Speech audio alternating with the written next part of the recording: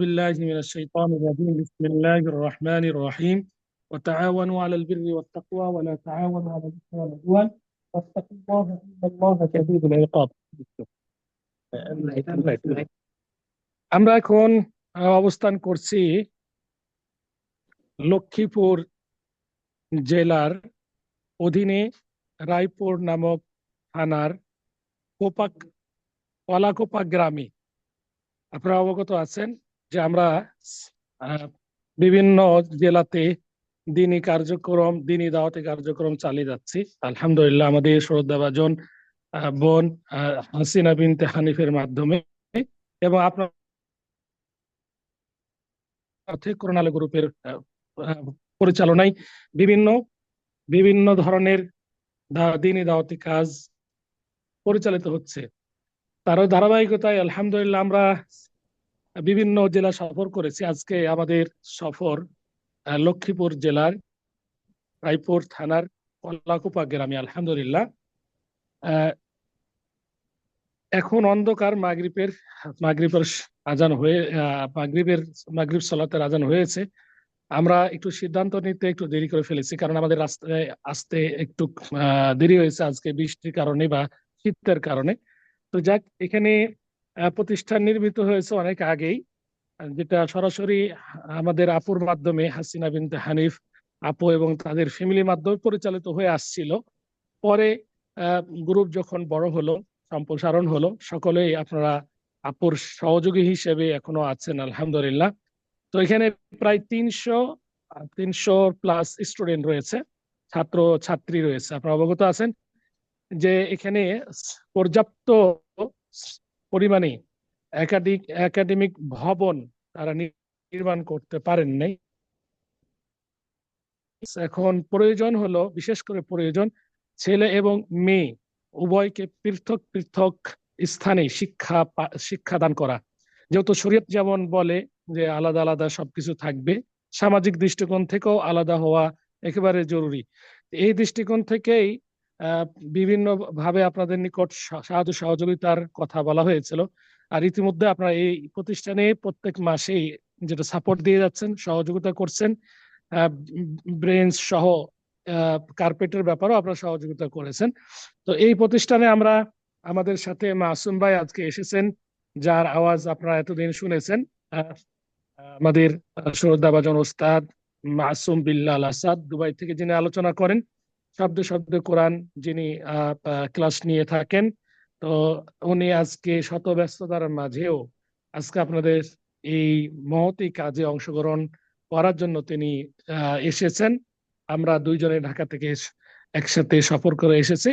তো আমাদের এখানে বিভিন্ন পরামর্শ কর্মী, যেটা আমরা আপনাদের সামনে সারমর্ম তুলে ধরতে চাই, সেটি হলো যে মেয়ে শাখা যেহেতু আমাদের করা একান্ত জরুরি, এই জন্য আমরা এই ভবনের, এখন নিচে আমরা যাব, এই ভবনের দ্বিতীয়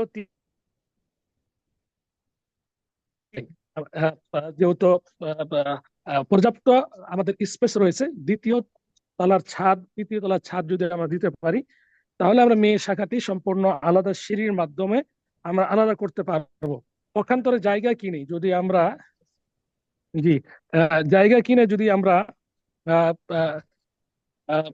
প্রতিষ্ঠান নির্মাণ করতে যাই আলাদা, এখন অনেক টাকার এটা প্রয়োজন, যেটা এই মুহূর্তে হয়তো বা অনেক জনের জন্য কষ্টকর হতে পারে। আর এটাই স্বাভাবিক, যেহেতু 10-এর মাধ্যমে প্রতিষ্ঠানগুলো পরিচালিত হয়।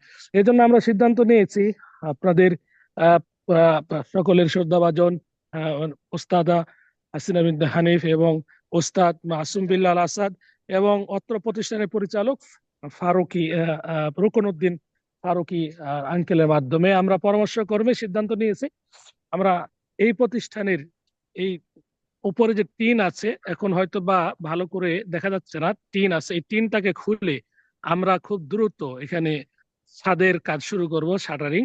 এবং এখানে কিছু জায়গা রয়েছে, স্পেস রয়েছে, এখানে সিঁড়ি বানানোর মতো। এই সিঁড়িটা এটা থাকবে সম্পূর্ণ মেয়েদের, ওই সিঁড়িটা ওখানে অফ করে দেওয়া হবে। যদিও প্রয়োজন হয় এক সাইডে ছেলেরা যাবে সম্পূর্ণ আলাদাভাবে, যেভাবে সৌদি আরবে আমরা দেখেছি বা বিভিন্ন রাষ্ট্রে দেখেছি। মেয়েদেরকে আলাদা এক বিল্ডিং এ কিভাবে আলাদা করতে হয় বা কিভাবে আলাদা করলে শরীয়ত সম্মত তাদের শিক্ষার ব্যবস্থা গ্রহণ করা যায়। তো এই জন্য পরামর্শ আমরা দিয়েছি, এখানে আলাদা একটা সিঁড়ি উঠাবে। এই সিঁড়ি সম্পূর্ণ মেয়ে, এখানে কোনো ছেলে যেতে পারবে না।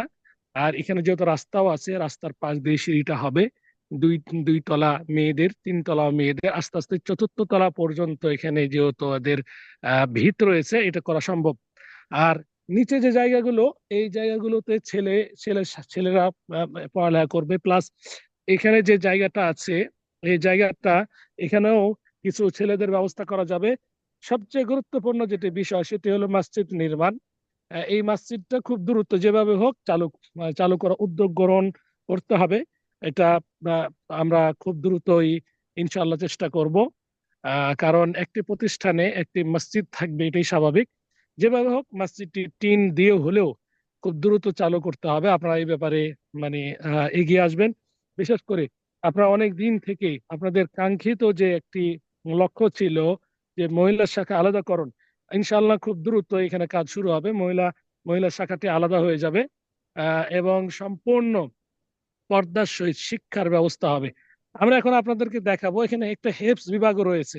যদিও ওটা দাখিল মাদ্রাসার আহ, অধীনে রয়েছে, দাখিল আলিম ফাজিল এই এই ধারায়, কিন্তু আলহামদুলিল্লাহ এখানে হেফজ শাখা রয়েছে। যেহেতু বাৎসরিক ছুটি, সব প্রতিষ্ঠানে বাৎসরিক ছুটি, এটা একটা সুন্দর পরিবেশে হেফজ।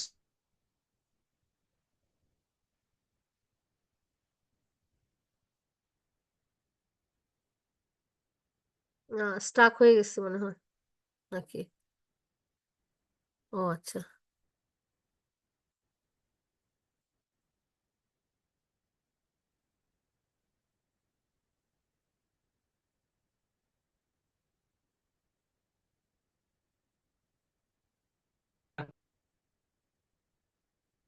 শোনা যায় আওয়াজ?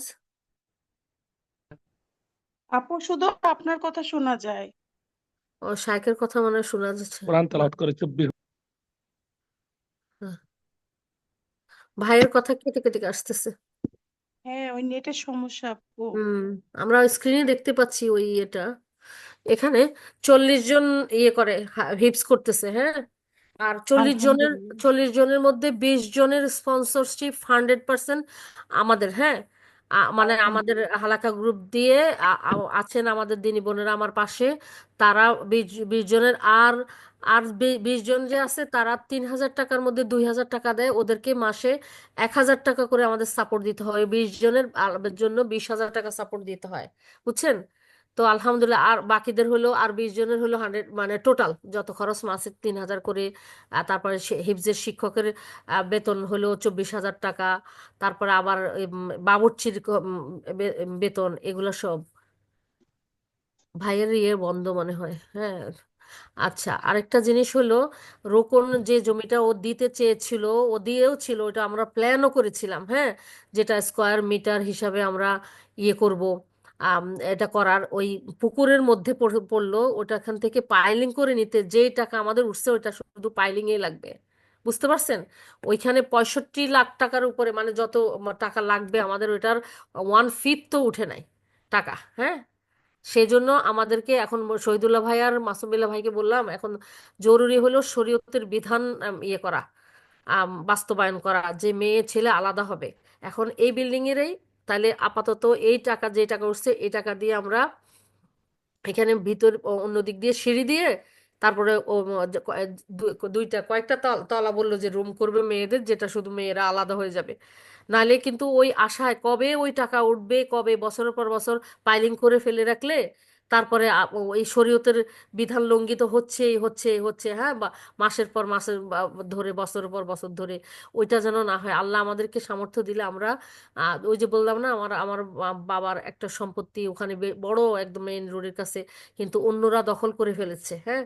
দখল করে এখন এটার জন্য মামলা করতে হবে। এখন মামলা করলে এগুলো পেতে পেতে তো সময় লাগবে। ততদিন কি এরকম চলতেই থাকবে শরীয়তের বিধান লঙ্ঘন করে? না, নারী পুরুষ আলা আলা একসাথে পড়তে থাকবে? সেই জন্য আমরা এখন এখন মানে কারেন্ট কি কোনটা, সবচেয়ে উত্তম হবে দুইজন আলেম, আল্লাহর দুইজন আলেম যাদেরকে আল্লাহ ভালোবেসে দ্বীনের জ্ঞান দান করেছেন, তাদের পরামর্শক্রমে তাদেরকে সশরীরে ভিজিট করে পরামর্শ জানিয়ে সিদ্ধান্ত নেওয়ার জন্য বলেছি। আলহামদুলিল্লাহি রব্বিল আলামিন, তারা দেখলেন, জানালেন, তখন আমাদের সিদ্ধান্ত নেওয়া হলো যে আসলে আমাদের ইমিডিয়েট পৃথক তো করতে হবে, আমাদের যে সম্বল আছে ওর মধ্যেই আমরা ওই শুধু পাইলিং এর মধ্যে যে টাকা আছে ওটা দিয়ে আমরা বসে থাকবো বছরের পর বছর। কখন 24, 25, 30 লাখ টাকা আসবে তখন আমরা একতলা করব, এরকম এরকম করা ওয়াইজ হবে না আর কি। কারণ আমাদের তো প্রজেক্ট একটা না, আমাদের না মাসে এতগুলি মাদ্রাসা, এতগুলি জিনিস জায়গা চলতেছে, হ্যাঁ, আর এগুলো চলতেছে, এগুলো কন্টিনিউ করতে হবে আমাদেরকে। কই রুকুদ্দিন উদ্দিন ফারুক, কই ওইটা, কই নাম আছে কি, কোহোস্ট করা আছে নাকি, কই ওর নাম্বারটা তো দেখতেছি না, কোন জায়গায়? এই যে আমি করে দিচ্ছি, কোহোস্ট করে দিচ্ছি একটু। জি, আসতেছে।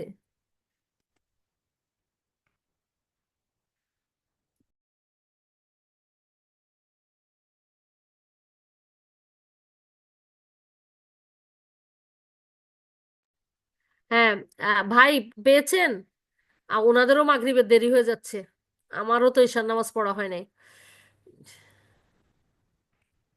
ভাই আপনাকে আমি কোহোস্ট করে দিয়েছি, রোকনের ওখানে কোহোস্ট করে দেওয়া হয়েছে। আমি তো দিলাম একটু আগে, হয় নাই? আমি তো দেখলাম যে রোকনউদ্দিন ফারুকী কোহোস্ট, আবার চলে গেল মনে হয়, কারণ আমি নিজেই কোহোস্টের ইয়ে দিলাম। হুম। আপু ওখানে নেটের সমস্যা হচ্ছে এই জন্য। হ্যাঁ, সেই জন্য মনে হয় বের হয়ে গেছে, আমি দিলাম, আমার স্পষ্ট মনে আছে, আবার দিলাম। দেখেন তো এখন কাজ করে কিনা। ভাই, এই তো আমি কোহোস্ট করে দিয়েছি। ওস্তাদ আছে? আসসালামু আলাইকুম রহমতুল্লাহ বরকাত। ওয়ালাইকুম আসসালাম রহমতুল্লাহ বারাকাতুহু। আমরা কথা বলতে পারছিলাম না, যা কষ্ট মানে এতক্ষণে হয়েছে, আল্লাহ সুবহানাহু ওয়া তাআলা সহজ করেছেন আলহামদুলিল্লাহ। আমরা অল্প কিছুক্ষণ কথা বললে সালাতের আমরা বিরতি নিব। তো জি। আলহামদুলিল্লাহ, যে কথা আমরা বলছিলাম, এখানে হেফজ বিভাগ রয়েছে, আপনারা অবগত আছেন। এখানে অনেকগুলো স্টুডেন্ট এখানে কোরআনুল কারীম তেলাওয়াত করছে, কেউ মুখস্থ করছে, তো কেউ নাজেরা পড়ছে। তো আলহামদুলিল্লাহ, এটা আরো বড় হবে ইনশাআল্লাহ, আশা করা যায়। এটা একটা সুন্দর পরিবেশ, মনোরম পরিবেশ, এবং তারা আবাসিক থাকে। আজকে যেহেতু দিন, তারা অনুপস্থিত। আহ এরপরে এখানে আবাসিক যে রান্নাঘরও আছে, আলহামদুলিল্লাহ, এখানে রান্না হয়। আরো এটা বড় হবে ইনশাল্লাহ, বড় ধরনের একটা মানে পরিকল্পনা যেহেতু আছে।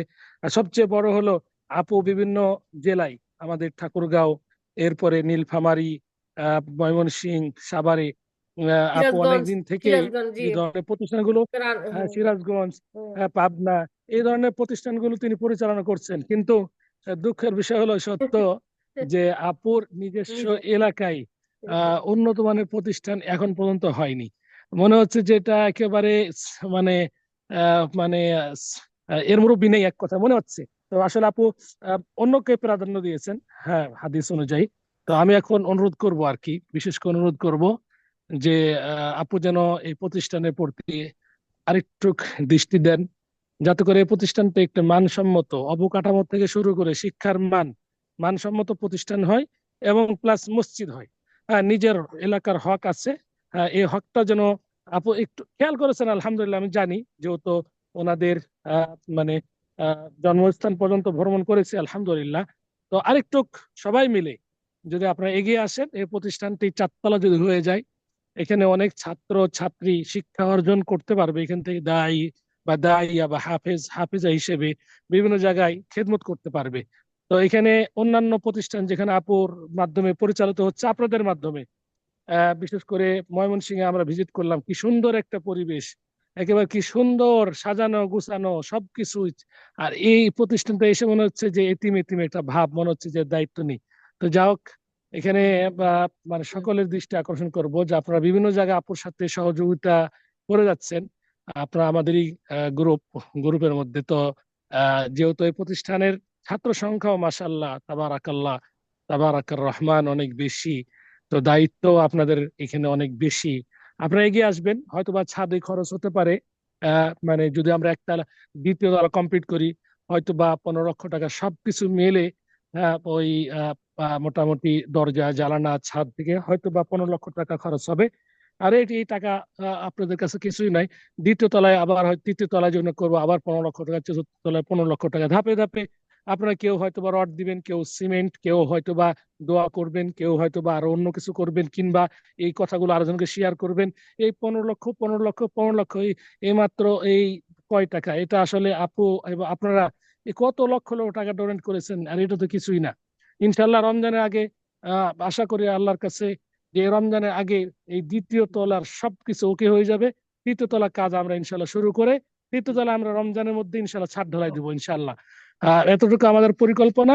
দ্বিতীয় তলা 6 মাসের মধ্যে আমরা দ্বিতীয় তলা সবকিছু কমপ্লিট করতে চাই। দ্বিতীয় তলা একেবারে মেয়েদের 6 মাসের মধ্যে আবাসিক আমরা এটা ব্যবস্থা করতে চাই ইনশাল্লাহ।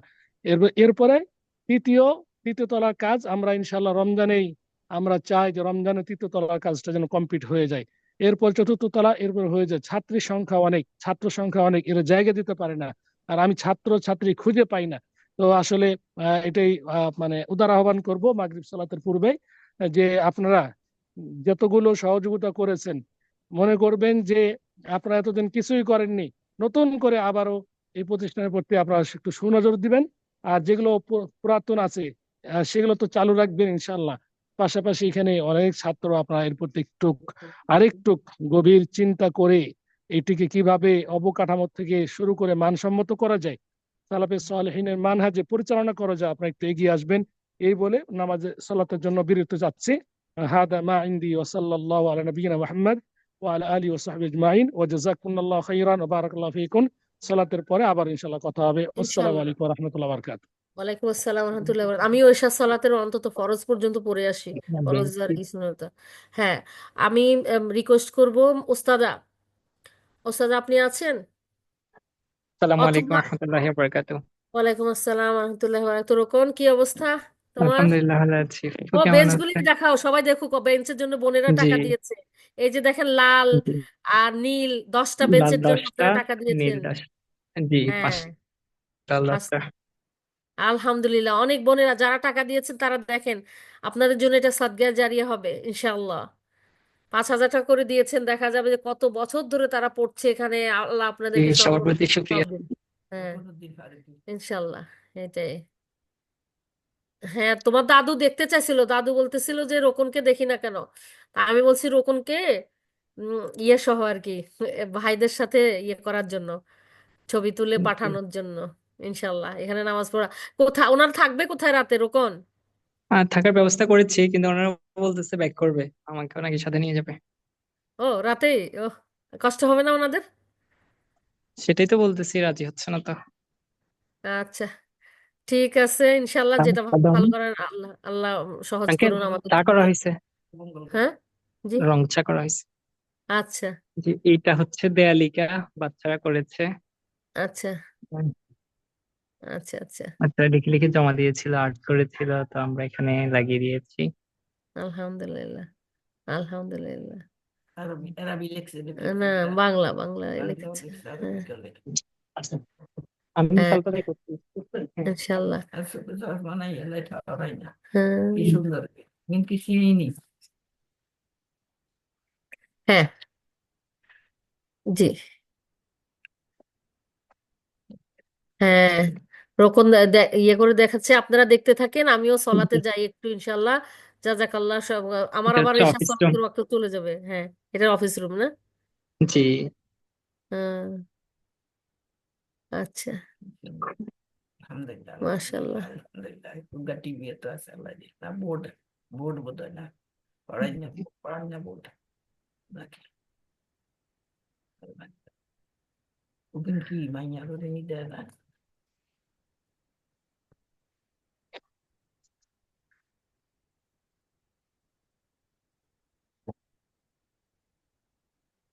মসজিদের জায়গাটা কি দেখানো হয়েছিল?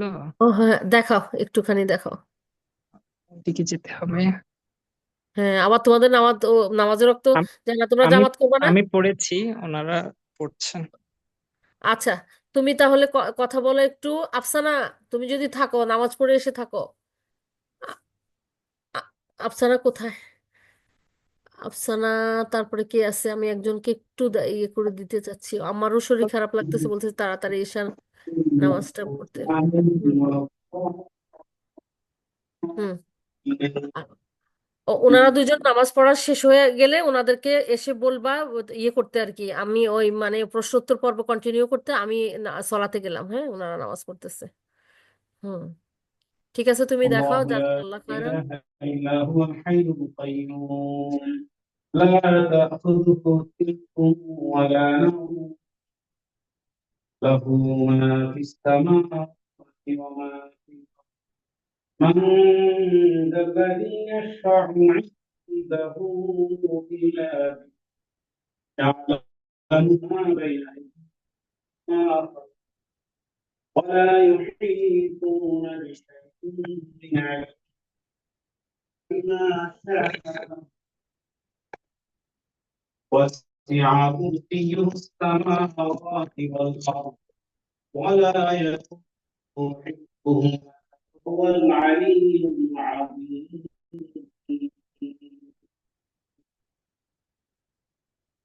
الله أكبر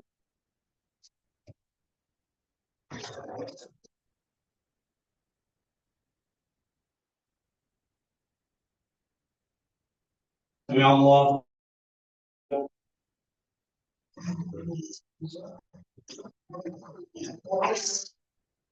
الله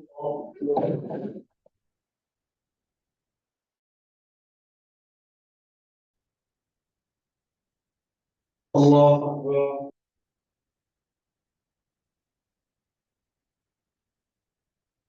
الله أكبر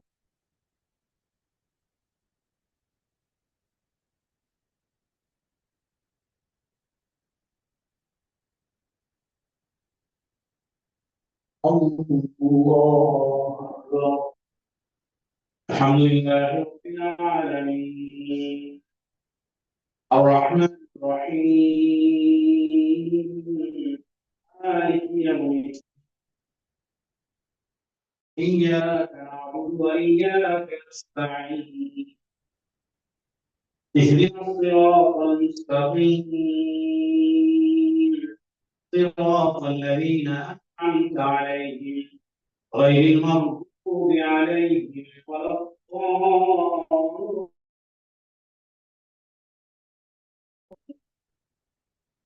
آمين قل هو الله أحد الله الصمد لم يلد ولم يولد ولم يكن له كفوا أحد الله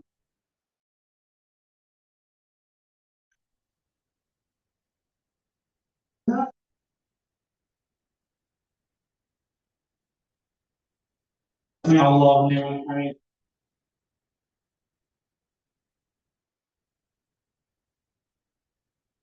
حمده الله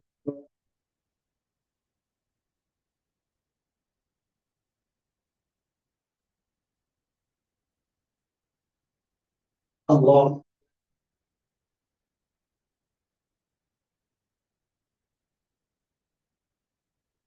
الله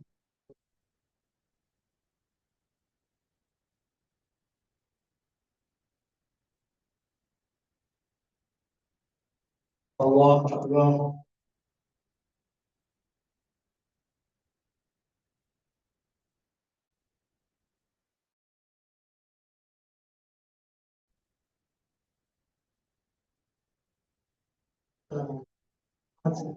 الله أكبر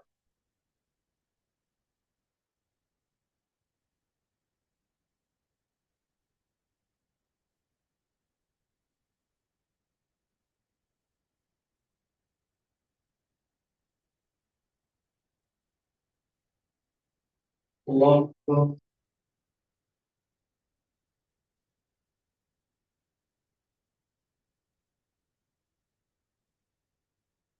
سمع الله لمن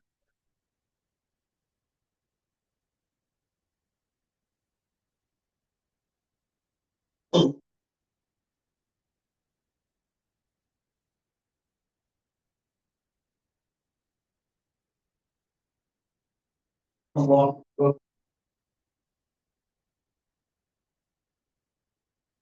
الله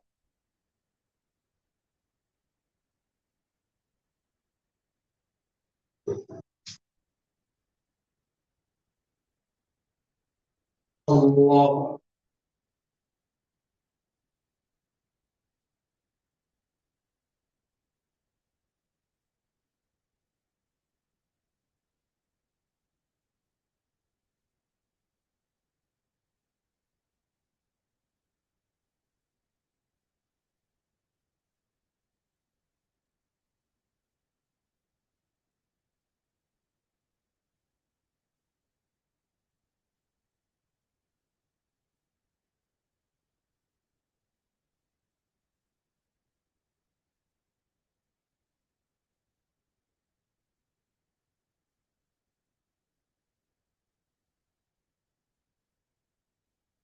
السلام عليكم ورحمة الله السلام عليكم ورحمة الله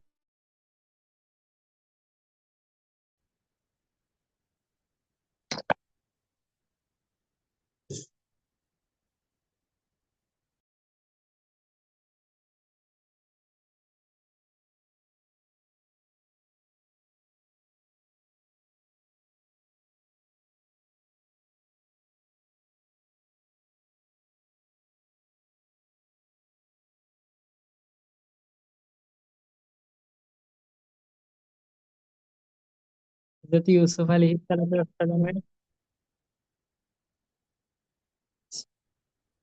হযরত ইউসুফ আলাইহিস সালাম যখন মিশরে প্রবেশ করেছিলেন দুনিয়ার গোলামি নিয়ে, কিন্তু আল্লাহ ওনাকে মিশর থেকে আহ বের করেছিলেন দুনিয়ার বাদশাহী দিয়ে।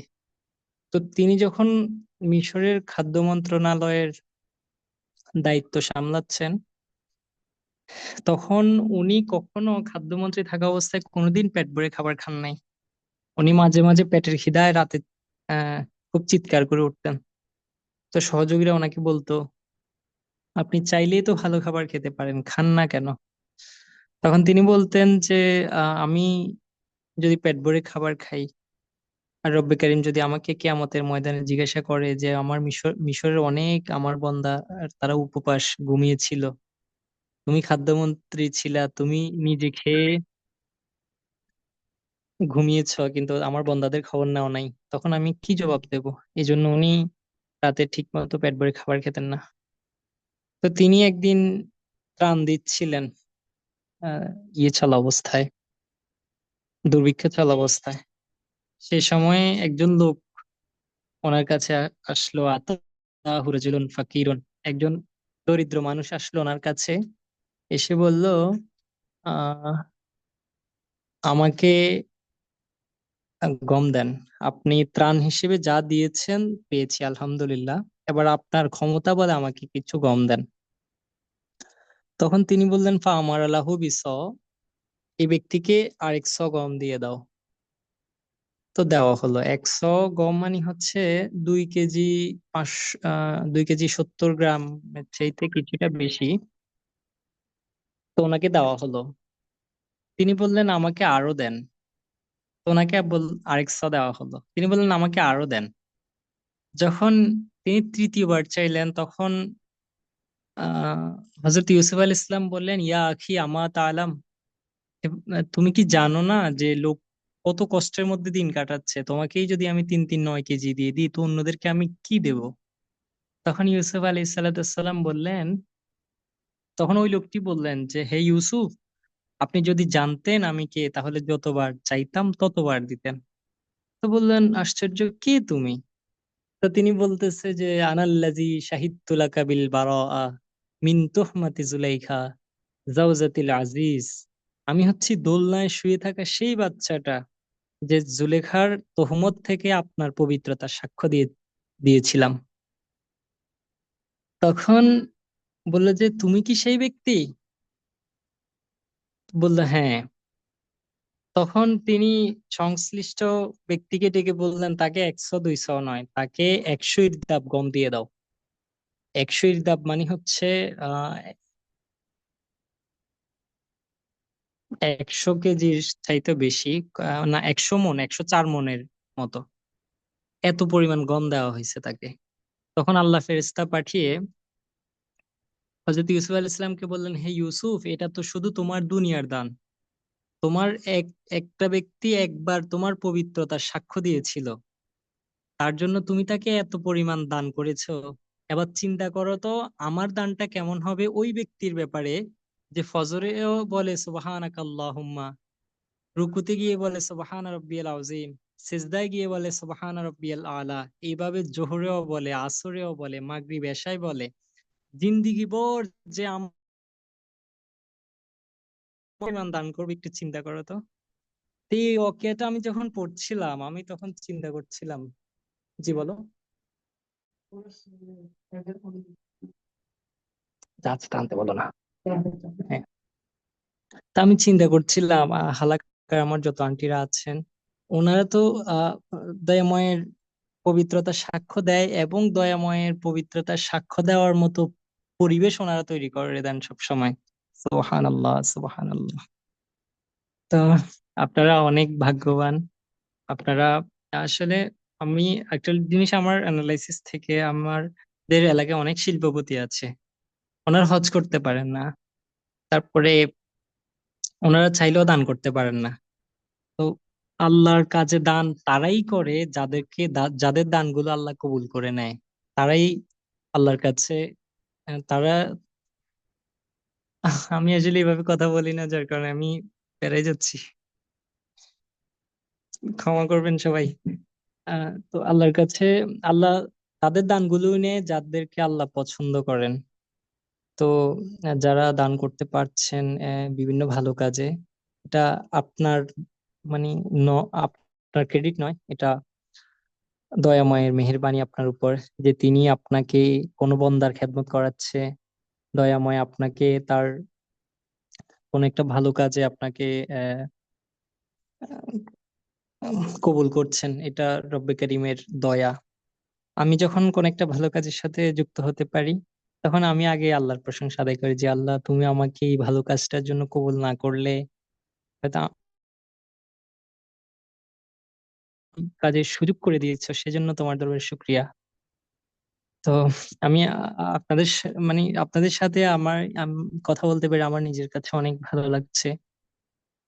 আমি আল্লাহর কাছে শুকরিয়া আদায় করছি, আলহামদুলিল্লাহ, যে আপনারা নিজেরাও, আপনারা দয়াময় আপনাদেরকে কি পরিমাণ দিবেন আমি এটা চিন্তা করেও পারি না, কেন আপনারা দয়াময়ের পবিত্রতার সাক্ষ্য নিজেরাও দেন, এবং যেখানে সুবহান আল্লাহ তাসবিহ চলে, দয়াময়ের প্রশংসার যত যত জায়গা আছে, আপনারা চেষ্টা করেন আপনাদের কাছে যখন কোন একটা বিষয়ে যায় সেটার সাথে থাকার জন্য। তো দয়াময় আপনাদের সবাইকে কবুল করুক, আপনাদের দানগুলো, আপনাদের সাদাকাগুলো, আপনাদের ভালো কাজগুলো, আপনাদের ভালো নিয়তগুলো রব্বে কারীম সবকিছু কবুল করুক। যদি আহ কোনো ভুল থাকে আমাদের, আমরা মানুষ হিসেবে আমাদের অনেক ভুল হতে পারে, দয়াময় যেন আমাদের ভুলগুলো ক্ষমা করেন, এবং আমাদের আমাদেরকে দিয়ে এমন কাজ যেন রব্বে কারীম কখনোই না করায় যে কাজে তার অসন্তুষ্টি রয়েছে। আমাদেরকে দিয়ে যেন সেই কাজগুলোই তিনি করান যে কাজগুলোতে তার সন্তুষ্টি রয়েছে। আমরা দোয়া করার সময় এরকম, আমি আমার জায়গা থেকে বলি, আমি যখন দোয়া করি তখন আমি বলি, আল্লাহ, আমার তো গুনাহ থেকে বেঁচে থাকার শক্তি নাই, তুমি আমাকে দয়া করে গুনাহ থেকে বাঁচিয়ে রাখো। তুমি আমাকে দয়া করে ওই কাজগুলো করাও যে কাজগুলোতে তোমার সন্তুষ্টি আছে। আমি তো চাইলেও নিজের থেকে কিছু করতে পারবো না।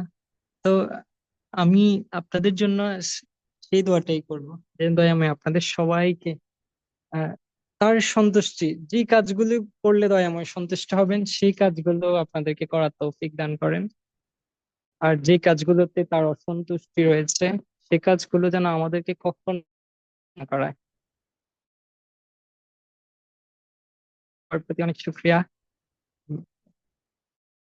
এতক্ষণ কষ্ট করে শোনার জন্য। আল্লাহ সবাইকে ভালো রাখুন, সুস্থ রাখুন। জাযাকুমুল্লাহ খাইরান, বারাকাল্লাহু ফিকুম। আসসালামু আলাইকুম ওয়া রাহমাতুল্লাহি ওয়া বারাকাতুহু। জাজাকাল্লাহ খায়রান। আলহামদুলিল্লাহ, আমার ভাইস্তা আলহামদুলিল্লাহ, আল্লাহ তাকে কবুল করুন, আল্লাহ নেক বান্দা হিসেবে এই বয়সে তাকে দিয়ে আল্লাহ আলহামদুলিল্লাহ কত ভালো ভালো কাজ করাচ্ছেন, সুবহানাল্লাহ। মৃত্যু যেন আল্লাহ তাকে আরো উত্তর উত্তর ভালো কাজ করানোর তৌফিক দান করেন। দোয়া করবেন সবাই ইনশাল্লাহ। আর ও সবার জন্য দোয়া করছে। আমি ফরজটা কোনো মতে আদায় করে আসলাম, ভাই এখন ইয়াতে নিলে বাকি নামাজটাও আদায় করবো ইনশাল্লাহ। আপনারা তো কথা বলতে পারতেছেন না, ইনশাল্লাহ ভাই আসলে আমি ততক্ষণ এই করে রাখি, একটু আমরা মিনিট দিয়ে। আফসানা, তোমার কি বলার কিছু ছিল? ওস্তাদা, আপনার যদি ইয়ে থাকেন, আপনার থাকলে আপনি 2-4 মিনিট কিছু কথা বলেন।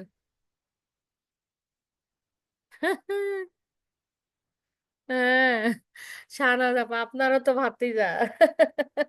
আমার ভাতিজা মানে আপনারও ভাতিজা। আলহামদুলিল্লাহ আপু, আমি শুনছি। আমার ওই যে গলাটা ভাঙা তো, আজকাল কিছু না বলি, এমনি শুনি। আলহামদুলিল্লাহ, আহারে, রোকনের আহা, কথাগুলো শুনে অনেক ভালো লাগলো। আহা, ইনশাল্লাহ। আলহামদুলিল্লাহ। আমাদের শাহনাজ আপা সামনে কিছু বলতে চাইলে বলেন। মাশাআল্লাহ, শাহনাজ আপা ওখানে এত সুন্দর রোল পালন করতেছেন, সুবহানাল্লাহ, আলহামদুলিল্লাহ, আল্লাহু আকবার, আল্লাহু আকবার। মানে একটা আমাদের মানুষের শাইখ বলি। গুলা ভালো হোক, আমরা সবাই দোয়া হ্যাঁ, করি। ওনারা যে ঢাকায় ব্যাক করবেন, ওনাদের জার্নি গুলো আল্লাহ জানি সুস্থভাবে পৌঁছে দেন। আমিন ইয়া রাব্বাল আলামিন।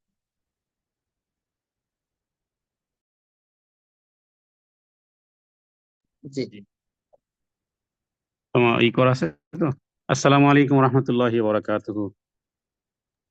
ওয়ালাইকুম আসসালাম ওয়া রাহমাতুল্লাহি ওয়া বারাকাতুহু। শাইখ কেমন আছেন শাইখ? আলহামদুলিল্লাহ, শুকরুলিল্লাহ। জি, মাশাআল্লাহ। আশা করি আল্লাহ তাআলা আপনাদেরকে ভালো রেখেছেন।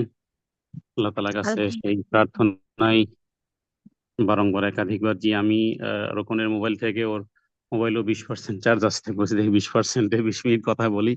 শহীদুল্লাহ ভাই রোকনকে নিয়ে আরো কিছু পরামর্শ এবং আহ, পাশে আরেকটু জায়গাতে ওনাকে ই করতে গেছে আর কি। তো এর মধ্যে আমরা ইনশাআল্লাহ অংশগ্রহণ করি। যে দীর্ঘদিন পরে বোনদের সাথে দিনী কথাবার্তায় অংশগ্রহণ করার কারণে মনে হচ্ছে, হ্যাঁ, মুমিনের প্রশান্তির জায়গা হলো দিনী আলোচনা, মুজাকারা। সে বিষয়ে আমরা আলোচনা শুরু করি ইনশাআল্লাহ। জি। ইনশাআল্লাহ। শাইখ প্রত্যেকটা বোন প্রায় চ্যাট বক্সে জিজ্ঞেস করতেন, শাইখ কবে আসবেন, শাইখের ক্লাস কবে হবে। আপনার ক্লাসটা সবাই, সব বোনরা মিস আচ্ছা, করছে। হাসিনা আপু কি আছেন? আপুর মাইকটা বন্ধ হয়ে আছে। আচ্ছা,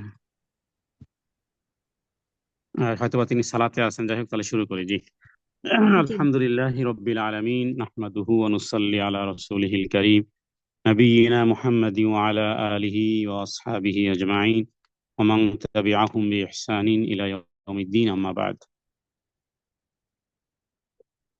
সমস্ত প্রশংসা একমাত্র আল্লাহ তাআলার জন্যই।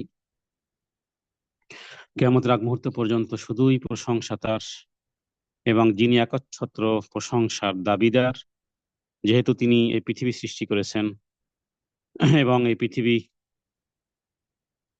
সৃষ্টির আগেও তিনি প্রশংসার দাবিদার। যাবতীয় হামদ কিয়ামত পর্যন্ত শুধুমাত্র তারই জন্য। যারাই আল্লাহ তাআলার প্রশংসা আদায় করবে, আল্লাহ তাআলা এর বিনিময় দিবেন। যারা তার প্রশংসা আদায় করবে না, তবুও তিনি প্রশংসার দাবিদার। পৃথিবীর সমস্ত মানুষ আল্লাহর ইবাদত করলেও তবুও তিনি মাবুদ। আল্লাহ তাআলার ইবাদত না করলেও তবুও তিনি মাবুদ। পৃথিবীর সমস্ত মানুষ আনুগত্য প্রদর্শনকারী, সেজদায় অবনত হলেও তবুও তিনি মাসজুদ। আর পৃথিবীর কোনো মানুষ যদি আল্লাহ তাআলাকে সেজদা না করে, আল্লাহকে স্বীকার না করে, তবুও তিনি মাসজুদ, তবুও তিনি মাবুদ, তবুও তিনি মাসজুদ থাকবেন। সেই আল্লাহ তাআলার এই প্রশংসা আদায় করে শেষ করতে পারবো না। একটা সময় ছিল যখন আমাদের জিহ্বা ছিল না, আমাদের সৃষ্টি ছিল না। আল্লাহ তাআলা অনুগ্রহ করে জীব জানোয়ার না বানিয়ে আল্লাহ তাআলা আমাদেরকে আশরাফুল মাখলুকাত হিসেবে পৃথিবীতে প্রেরণ করেছেন। কাররামনা বানিয়ে আদম করেছেন। যেই কালে জিহ্বা ছিল না, যেই কালে আল্লাহ বলার মতন কোনো কিছুই ছিল না সেকালেও আল্লাহ তাআলা তিনি আমাদের অনস্তিত্ব থেকে অস্তিত্বে এনেছেন। এরপরে অস্তিত্ব যখন পেয়েছি, এখন আমরা জিহ্বা দিয়ে আল্লাহ তাআলাকে স্মরণ করতে পারি। অতএব অনস্তিত্ব থেকে যিনি অস্তিত্বে এনেছেন, যিনি কোনো যিনি কোনো চতুষ্পদ জানোয়ার বানাননি, যিনি আশরাফুল মাখলুকাত হিসেবে সৃষ্টি করেছেন, ঠিক সেই সাথে সাথে আল্লাহ তাআলা মুনতাখাব করেছেন, নির্বাচন করেছেন। এই নির্বাচন এখানে অন্য কারো অভিমত অভিপ্রায় ছিল না, শুধুমাত্র কেবলমাত্র একমাত্র আল্লাহ তাআলাই ইন্তেখাব করেছেন, নির্বাচন করেছেন রূহ সমূহের মধ্য থেকে, যে এই সমস্ত রূহগুলো উম্মতে মুহাম্মাদি হবে। এই সমস্ত রূহগুলো উম্মতে মুহাম্মাদি শেষ জামানার শ্রেষ্ঠ উম্মত হবে। আল্লাহ তাআলা সেই কাতারে আল্লাহ তাআলা সেই সুমারের মধ্যে, সেই নির্বাচনের মধ্যে, সেই ইন্তেখাবের মধ্যে আল্লাহ তাআলা আপনাকে আমাকে আমাদের সবাইকে আল্লাহ তাআলা নির্বাচন করে শেষ নবী মুহাম্মদ রাসূলুল্লাহ সাল্লাল্লাহু আলাইহি ওয়াসাল্লামের উম্মত করেছেন, কোরআনওয়ালা উম্মত করেছেন। যেই কোরআন হলো গোটা আসমানি গ্রন্থ সমূহের সমষ্টি। এবং আল্লাহ তাআলা এই উম্মতের আয়ুকে সংক্ষিপ্ত করেছেন, কিন্তু কিছু কিছু আমলকে আল্লাহ তাআলা এমন ভাবে রাসূলুল্লাহ সাল্লাল্লাহু আলাইহি ওয়াসাল্লামের মাধ্যমে জানিয়েছেন যে একজন মানুষ হাজার হাজার কয়েক হাজার বৎসর বেঁচে থেকেও যেই পরিমাণে ইবাদত করে অগ্রসর না হতে পারবে, আমরা তার চেয়ে বেশি অগ্রসর হতে পারবো, তার চেয়ে বেশি অগ্রসর হতে পারবো। আলহামদুলিল্লাহ, এই গ্রুপের আর একটা সৌন্দর্য, সবচেয়ে বেশি সৌন্দর্য, এবং কোরআন এবং সুন্নাহ থেকে বলা যায়, আল্লাহ বলেছেন যারা দরিদ্রদের প্রতি বা এতিমের প্রতি সহানুভূতি প্রদর্শন করে, মানুষের মধ্যে তারা শ্রেষ্ঠ মানুষ। অনুরূপভাবে যেই ঘরে এতিম থাকে বা যেই ঘরে, সেই ঘর পৃথিবীর মধ্যে শ্রেষ্ঠ ঘর। যেই অনুষ্ঠানে বা যেই প্রোগ্রামে এতিমদের প্রতি সহানুভূতি করা, সেই প্রোগ্রাম, সেই ঘর, সেই মজলিস, সেই দাওয়াত আল্লাহ তাআলার কাছে শ্রেষ্ঠ ঘর, শ্রেষ্ঠ মজলিস। আর যেই ঘরে এতিমদের সাথে খারাপ আচরণ করা হয়, দুর্বল শ্রেণীদের সাথে অন্যায় আচরণ করা হয়, সেই ঘর, সেই সমাজ, সেই প্রোগ্রাম আল্লাহ বিধায় আল্লাহ তাআলার পরিচয়ের মধ্যে একটা পরিচয় এটাও, কোরআন কারীমে আল্লাহ তাআলা সূরাতুদ দোহা নাজিল যখন করেছেন, তখন সেখানে একটি কথা আল্লাহ তাআলা উল্লেখ করেছেন এভাবে করে, এবং সরাসরি মুহাম্মদ রাসূলুল্লাহ সাল্লাল্লাহু আলাইহি সাল্লামকে এতিম বানিয়েছেন। দেন এরপরে আল্লাহ তাআলা এভাবে করে নিজের দিকে কানেক্টেড করেছেন যে নবী, আল্লাহ তাআলা বলেছেন, হে নবী, আলাম ইয়াজিদ কায়াতীমান ফাআওয়া। দেখুন এখানে মানে আল্লাহ তাআলা নিজেকে মুহাম্মদ রাসূলুল্লাহ সাল্লাল্লাহু আলাইহি সাল্লামের সাথে কানেক্টেডের একটা সম্পর্কের বিষয় এখানে স্পষ্ট হয়, যে আল্লাহ তাআলা নিজে বলতেছেন যে হে নবী, আপনাকে কি আমি পাইনি? আলাম ইয়াজিদ, আমি কি আপনাকে পাইনি? ইয়াতীমান, আপনাকে পেয়েছি এতিম। তাহলে আল্লাহ তাআলা এতিম মানে যেন আল্লাহ তাআলা রাসূলুল্লাহ সাল্লাল্লাহু আলাইহি সাল্লামকে এতিম পেয়েছেন, দেন পরওয়ারিশ করেছেন আল্লাহ সুবহানাহু ওয়া তাআলা। তার মানে যারা এতিমের পরওয়ারিশ করে, যারা এতিম, অসহায়, গরিব, তাদেরকে যারা দেখাশোনা করে, তারা মূলত এই রকমের, যে স্বয়ং আল্লাহ তাআলা যেই কাজটি করেন, স্বয়ং আল্লাহ তাআলা রাসূলুল্লাহ সাল্লাল্লাহু আলাইহি সাল্লামের সাথে কানেক্টেড, যেই এই সূরার ভিতরে বিভিন্ন জায়গাতে বিভিন্ন বিষয় আছে, কিন্তু এই সূরার এই আয়াতের ভিতরে যেই ফোকাসটি আমাদের সামনে আসে, যে আল্লাহ তাআলা বলতেছেন, হে নবী, আপনাকে কি আমি এতিম হিসেবে পাইনি? তার মানে আপনাকে আমি এতিম হিসেবে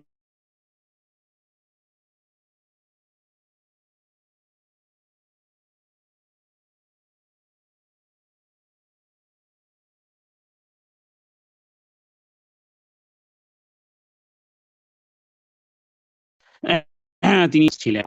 বিদা রাসূলুল্লাহ সাল্লাল্লাহু আলাইহি সাল্লাম হাদিসের মধ্যে উল্লেখ করেছেন যে যারা এতিমের পরওয়ারিশ করবে, যারা এতিমের পরওয়ারিশ করবে, তার সাথে আমি মুহাম্মদুর রাসূলুল্লাহ সাল্লাল্লাহু আলাইহি ওয়াসাল্লাম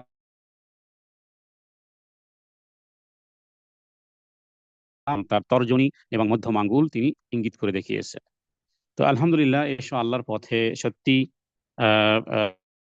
বাংলাদেশের প্রত্যন্ত অঞ্চলে, এবং শহীদুল্লাহ ভাই একটা কথা বলেছিলেন যেটি, যে হাসিনা আপুর নিজের জন্মস্থানের এই জায়গাতে অনুদানের অংশ অনেক কম, বরং অন্যান্য জায়গাতে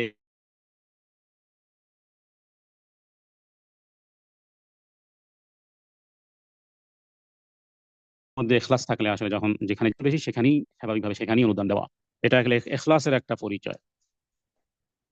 তো আলহামদুলিল্লাহ আজকের এখানে এসে পরিদর্শন করে সত্যিকার অর্থেই দিনী একটি প্রতিষ্ঠান, এবং যেখানে যে বিষয়টি নিয়ে আসলে এখানে অগ্রসর হওয়া, যে বালিকা শাখাকে আলাদা করা, টুডে টুমোরো আলাদা করতেই হবে স্বাভাবিকভাবেই, কারণ আমাদের সমাজের দিক থেকেও শরীয়তে দৃষ্টিত ভায়োলেশন হতে।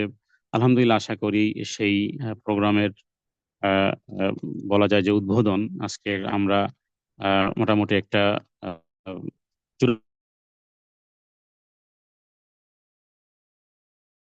ভাবেই দিক নির্দেশনা দিব এবং সামনের দিনগুলো এইভাবে হবে ইনশাআল্লাহ।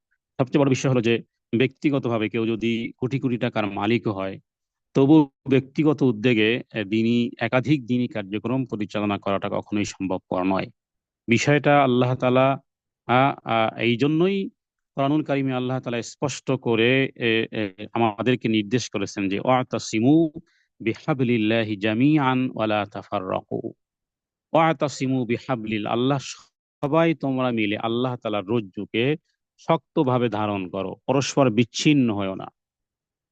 তো দিনই আপনারা নিজেরাও অনুভব করবেন যে এসব আল্লাহর পথে গ্রুপে সম্পৃক্ত হয়ে আলহামদুলিল্লাহ যে যতটুকু, কেউ যদি মাত্র 10টি টাকাও কেউ দিয়ে থাকে, সেটি একাধিক জায়গাতে যেভাবে বিস্তৃতভাবে দিনের কার্যক্রমের কাজে লেগেছে, এবং সর্বশেষ নির্বাস বৃদ্ধাশ্রমে যেভাবে করে দেখলাম, সেখানে প্রায় 4-5টা রুম অলরেডি হয়ে গেছে। এগুলো কখনোই এককভাবে, এটা কবুলিয়াতের একটা বিষয় যে আল্লাহ তাআলা এই প্রতিষ্ঠানকে এবং এই গ্রুপকে বোনদের এই ডেডিকেটেড হওয়া এবং এখানে অংশগ্রহণ করে, এবং আমি মনে করি যে আপনাদের হৃদয়টা এই এসব আল্লাহর পথে গ্রুপে পড়ে থাকে।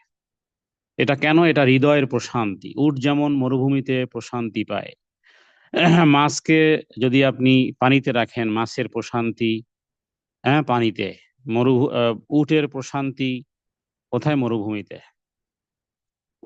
আর মুমিনের প্রশান্তি আসলে দিনই ফেজায়, দিনই তাজকিয়ায়, দিনই নসিহাতে, দিনই মাওয়াইজাতে, দিনই হালাকায়।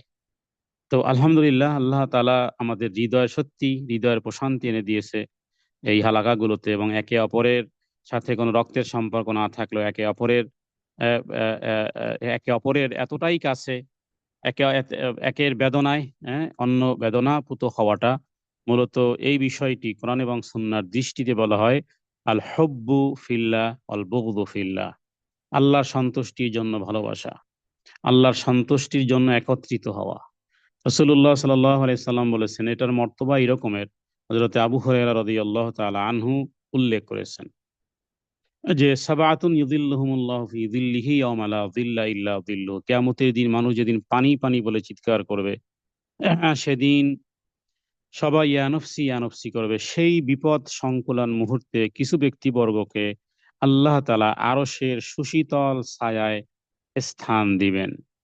আরশের সুশীতল ছায়ায় তাদের স্থান হবে। এর মধ্যে 7 শ্রেণীর কথা রাসূলুল্লাহ সাল্লাল্লাহু আলাইহি সাল্লাম উল্লেখ করেছেন। আর সেই 7 শ্রেণীর মধ্যে বলা যেতে পারে যে 6 শ্রেণী বা 5 শ্রেণীর কাজ আলহামদুলিল্লাহ আল্লাহর পথে এই গ্রুপের মাধ্যমে হচ্ছে।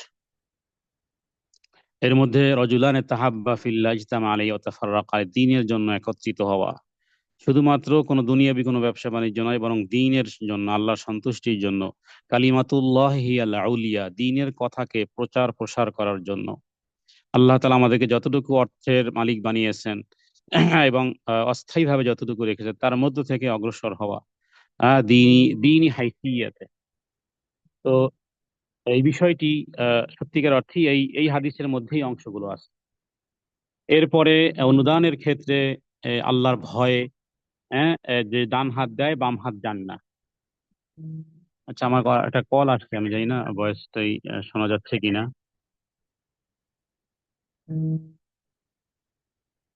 আমার ভয়েস কি শোনা যাচ্ছে? আমি একটু রিপ্লাই চাচ্ছি, কারণ এখানে নেটওয়ার্কের সমস্যা, আবার মাঝখানে কল আসলে রেকর্ডিং কথা শোনা যায় কিনা জানি না। আফসানা আপু, ভয়েস কি শোনা যাচ্ছে? জি। আলহামদুলিল্লাহ, জি।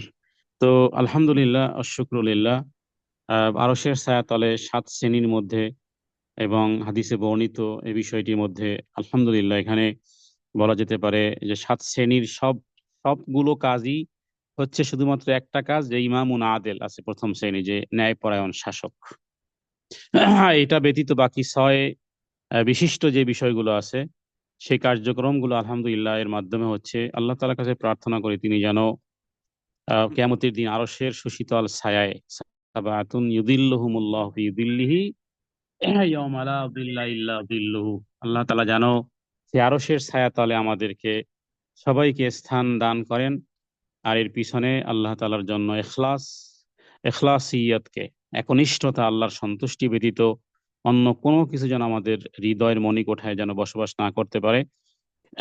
আর এই বিষয়টি যেন আমাদের হৃদয়ে সদা জাগ্রত থাকে। আর যে হাদিসটি বলেছিলাম সেই হাদিসটি বলে এরপরে বন্ধের প্রশ্নোত্তরে কিছু সময় দেওয়ার চেষ্টা করবো ইনশাআল্লাহ। তো আল্লাহ তাআলা নিজেকে সম্বোধন করেছেন রাসূলুল্লাহ সাল্লাল্লাহু আলাইহি ওয়াসাল্লামের সাথে এভাবে যে, হে নবী, আমি কি আপনাকে পাইনি এতিম হিসেবে, আলাম ইয়াজিদকা ইয়াতীমান ফাআওয়া। দেখুন, মানুষের ক্ষুধায় অন্ন ইত্যাদি বিষয়গুলোর সাথে কোরআন কারিমে আল্লাহ তাআলা বলেছেন যে মানুষের মধ্যে কিছু মানুষ আছে যে নিজেদের পেটে ক্ষুধা থাকা সত্ত্বেও অথবা যেটা প্রয়োজন সেই ক্ষেত্রেও তারা আল্লাহর সন্তুষ্টির জন্য ওয়ায়ুতঈমুনাত তাআমা আলা হুব্বিহি মিসকিনান ওয়া ইয়াতীমান ওয়া আসীরা। ওখানে আল্লাহ তাআলা বলছেন যে মানুষকে তারা খাবার খাওয়ায় আল্লাহর সন্তুষ্টির জন্য, কাদেরকে? অসহায় এবং ইয়েতিমদেরকে। অতএব আমি মনে করি যে আলহামদুলিল্লাহ এসব আল্লাহর পথের এই গ্রুপের মাধ্যমে যে একদিকে যেমন এতিমের একটা সহায় সম্বল, অন্যদিকে একটা মানুষ বৃদ্ধ বয়সে, আল্লাহ তাআলা নিজেই বলেছেন সূরা ৩-এর মধ্যে যে সুম্মা রাদাদনাহু আসফালা সাফিলিন, একটা সময় বয়সে অবস্থাতে মানুষ বাচ্চার মতো হয়ে যায়। আমার শ্বশুর, আমরা দুবাই থেকে আসার 6 তারিখে আমরা দুবাই থেকে আসলাম, এর আগ মুহূর্ত পর্যন্ত তার মানে এই আমার শাশুড়িকে নিয়ে বিভিন্ন বিষয়ে নিজেই দৌড়দৌড়ি করেছেন। সেই মানুষটি আজকের মাত্র 1 সপ্তাহের ব্যবধানে, কারণ 6 তারিখে এরা হসপিটালে গেল আর আমরা দুবাই থেকে আসলাম, তো এরপরে হসপিটালে আজকে প্রায় 14-15 দিন এখন তিনি বিছানায় আছেন। তিনি কিছু স্মরণ করতে পারেন না, একেবারে বাচ্চার মতন হয়ে গেছেন, প্রস্রাব পায়খানা বলতে গেলে বিছানায়। তারপরে তিনি কি বলে কোনো কথা বলতে পারতেছেন না, কোনো কথা রিপ্লাই করতেছেন না, এমনি শুনেন, বুঝেন, মাথা নাড়েন, এতটুকুই। তো একটা মানুষ মাত্র 2 সপ্তাহ আগেই টনটনা, নিজেই হেঁটে বিভিন্ন জায়গাতে গেলেন, আর সেই মানুষটাই মাত্র 2 সপ্তাহের ব্যবধানে বিছানাধারী এবং শিশু সুলভ আচরণের মতন, শিশুর মতন হয়ে গেছেন। তো বিষয়টা আসলে বয়োবৃদ্ধ হিসেবে কোনো কথা না, স্বাভাবিক গতিতে তো এভাবেই হবেই। কিন্তু বিষয়টা বুঝার যে আল্লাহ তাআলা কাকে কখন কোন অবস্থাতে উঠিয়ে নিবেন, দুনিয়াতে আসার সিরিয়াল আছে, আমাদের যাওয়ার কোনোই সিরিয়াল নেই। তবে নিয়তের একটা পাওয়ার আছে যে আমরা এসব আল্লাহর পথে এই গ্রুপের এই হালাকার মাধ্যমে যে সমস্ত কার্যক্রম হাতে নেওয়া হয়েছে সুদূর প্রসারী এবং অনেক ব্যাপক, এটা একটা নিয়াহ। এবং আমরা মনে করি যে এর মধ্য থেকে আমরা দুনিয়া থেকে চলে গেল আমাদের নিয়তের কারণে, এবং শহীদুল্লাহ ভাইয়ের সাথে আসতে আসতে আমরা যাতে করে এই কার্যক্রমকে আরো সুন্দরভাবে বেগবান করা যায়। এবং অনেকেই আছেন যারা সরাসরি হাসিনা আপুকেই সরাসরি কল দেন বিভিন্নভাবে, তো তিনিও তো একজন মানুষ এবং তিনি এতগুলো গ্রুপ পরিচালনা করা, বিভিন্ন হিসাবাদী, তারপরে যে কেউ বিভিন্ন সমস্যার ক্ষেত্রে সরাসরি তাকে অ্যাপ্লাই করার মাধ্যমে দিনই কার্যক্রম ব্যাহত, একটা সিস্টেমে হওয়া উচিত। তো এই বিষয়টি শহীদুল্লাহ ভাইয়ের সাথে যে আসলে একটা ট্রাস্ট গঠনের মাধ্যমে একটা সুন্দর স্বচ্ছতা, জবাবদিহিতা এবং একটা নিয়ম অনুযায়ী আমরা এই কার্যক্রমগুলোকে সামনের দিকে অগ্রসর করব। তো এটা একটা আমাদের ইন ফিউচার প্ল্যান। এই ফিউচার প্ল্যানের কারণেই ইন্নামাল আমালু বিন্নিয়াত, সেই বুখারী প্রথম হাদিস অনুযায়ী আমরা সবাই নেক নিয়তের কারণে আমরা আল্লাহ তাআলার কাছে সওয়াব পাবো। কারণ এই নিয়তের মধ্যে কোনো কমতি ঘাটতি নেই, কিন্তু আমাদের হায়াতের কোনো গ্যারান্টি নেই, শ্বাস নিঃশ্বাসের কোনো গ্যারান্টি নেই। যদি এর মধ্য থেকেও চলে যায়, এই নিয়তের সাথে যারা একনিষ্ঠতা এবং একাত্মতা, মতের অভিন্নতা যারা প্রকাশ করবেন, নিয়তের কারণে অবশ্যই সওয়াব পাবেন। কিন্তু কে কখন দুনিয়া থেকে চলে যাবে, যাওয়ার যেহেতু কোনো সিরিয়াল নেই, আসার সিরিয়াল থাকলেও অতএব মৃত্যু আমাদের সাথে সাথে। হ্যাঁ, পায়ের জুতোর স্যান্ডেল যতটা কাছে তার চেয়েও মৃত্যু আরো কাছে। ওয়ানাহনু আকরাবু ইলাইহি মিন হাবলিল ওয়ারিদ। আল্লাহ তাআলা সূরা ওয়াকিয়ার মধ্যে বলেছেন, যখন মৃত্যু তোমাদের কাছে উপস্থিত হয় তখন ওয়াহিনা ইদিন তানজুরুন, তোমরা সবাই শুধু তাকিয়েই থাকো। অথচ ওয়ানাহনু আকরাবু ইলাইহি মিন হাবলিল ওয়ারিদ, অথচ আমি খুব কাছেই, আমি খুব কাছেই। হ্যাঁ, তো মৃত্যু আমাদের সাথে সাথেই আছে। যখন হুকুম হবে তখন উইদাউট সিগন্যাল অথবা যেই কোনো সময় চলে যেতে হবে।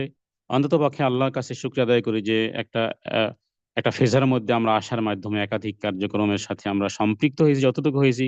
ইন ফিউচারে আরো ভালো কিছু এই সংগঠনের মাধ্যমে যা হবে, নিয়ত থাকার কারণে যে যেথায় মারা যায়, যেখানেই কবর হোক না কেন, এইসব আল্লাহর পথে এই গ্রুপ যতদিন বেঁচে থাকবে, যত ভালো কার্যক্রম করবে, যত সৎকার জারিয়ামূলক কাজ করবে, পৃথিবীর যে যার যেখানেই কবর হোক না কেন, সেখানেই সওয়াব অনুযায়ী, হাদিস অনুযায়ী রাসূলুল্লাহ সাল্লাল্লাহু আলাইহি ওয়াসাল্লাম বলেছেন যে মানুষ যখন মারা যায় তখন সমস্ত আমল বন্ধ হয়ে গেল, এই আমল বন্ধ হয় না।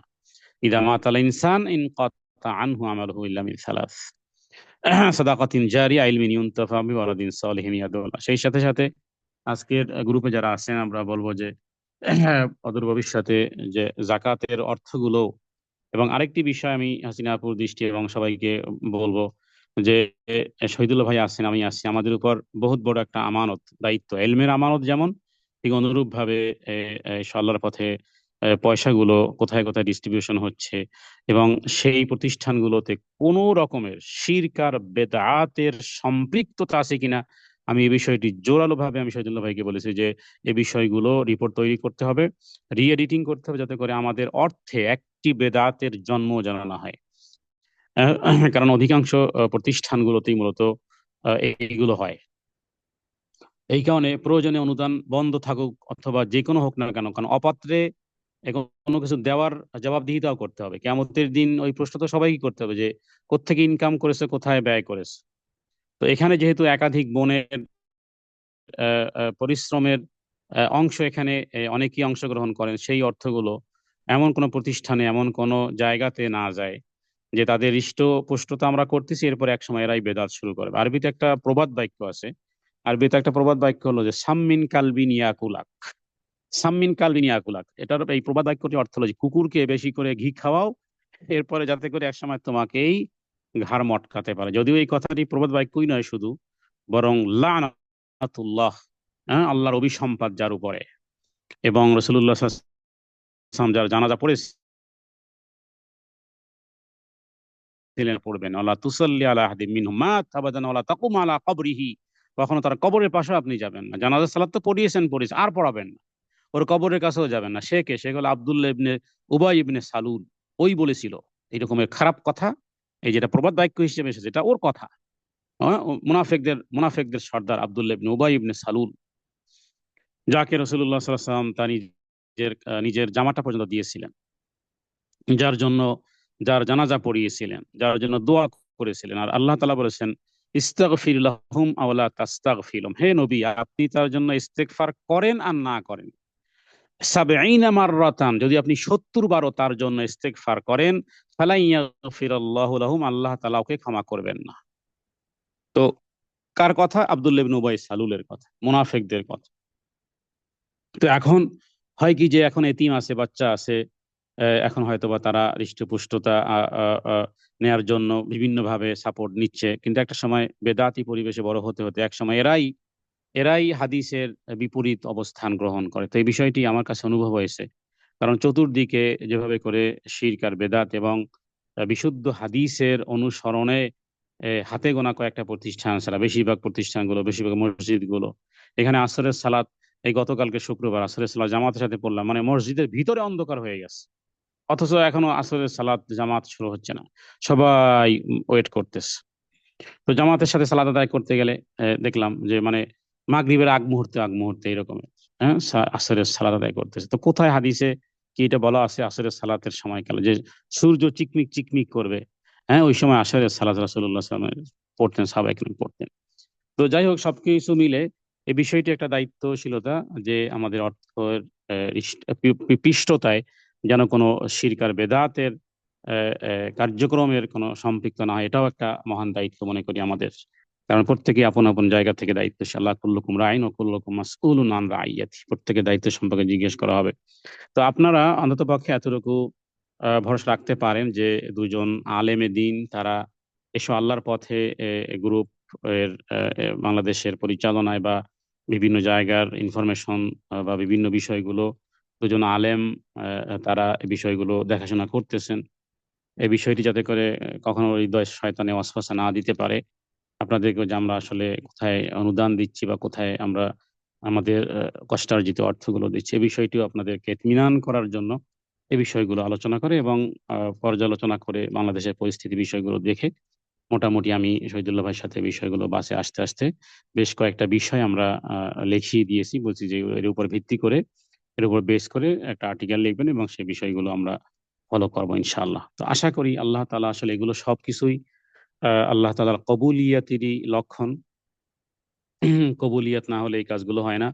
আর আল্লাহ তাআলা আমাদেরকে যেই কাজের সাথে সম্পৃক্ত রেখেছেন, আল্লাহ তাআলা এই গ্রুপে যারা আছেন, আল্লাহ বিভিন্ন রকমের দুনিয়াবী সমস্যা থাকবে। যত সমস্যা, পাহাড় পরিমাণ সমস্যা আসুক না কেন, সংসারে অশান্তি থাকুক, টাকা পয়সার অভাব অনটন থাকুক, রোগ ব্যাধি থাকুক, অথবা স্বামী কেন্দ্রিক, ছেলে মেয়ে কেন্দ্রিক বিভিন্ন রকমের সমস্যা আছে। আমি মনে করি যে যত সমস্যা, পাহাড় পরিমাণ সমস্যা আসুক না কেন, দিনের এই রুজ্জুর সাথে যদি সম্পৃক্ততা থাকে, আমি মনে করি যে সমস্ত বিপদ আপদ, দুঃখ দুর্দশা, হতাশা যা কিছু আছে পায়ের নিচ দিয়ে যাবে ইনশাআল্লাহ। এই এতটুকু রবের প্রতি এই পরিমাণ উচ্চ ধারণা পোষণ রাখেন আপনারা, যে আমার জীবনে যত বিপদ আপদ আসুক, স্বামী কর্তৃক আসুক, ছেলে মেয়ে কর্তৃক আসুক, অথবা টাকা পয়সা কর্তৃক আসুক, অথবা আর্থিক অসচ্ছলতা, শারীরিক রোগ ব্যাধি, দুঃখ দুর্দশা যা কিছু হোক না কেন, এনি অ্যাঙ্গেল থেকে যা কিছু আসুক না কেন, ইনশাআল্লাহ এগুলো সমস্ত কিছু পায়ের তলা দিয়ে যাবে।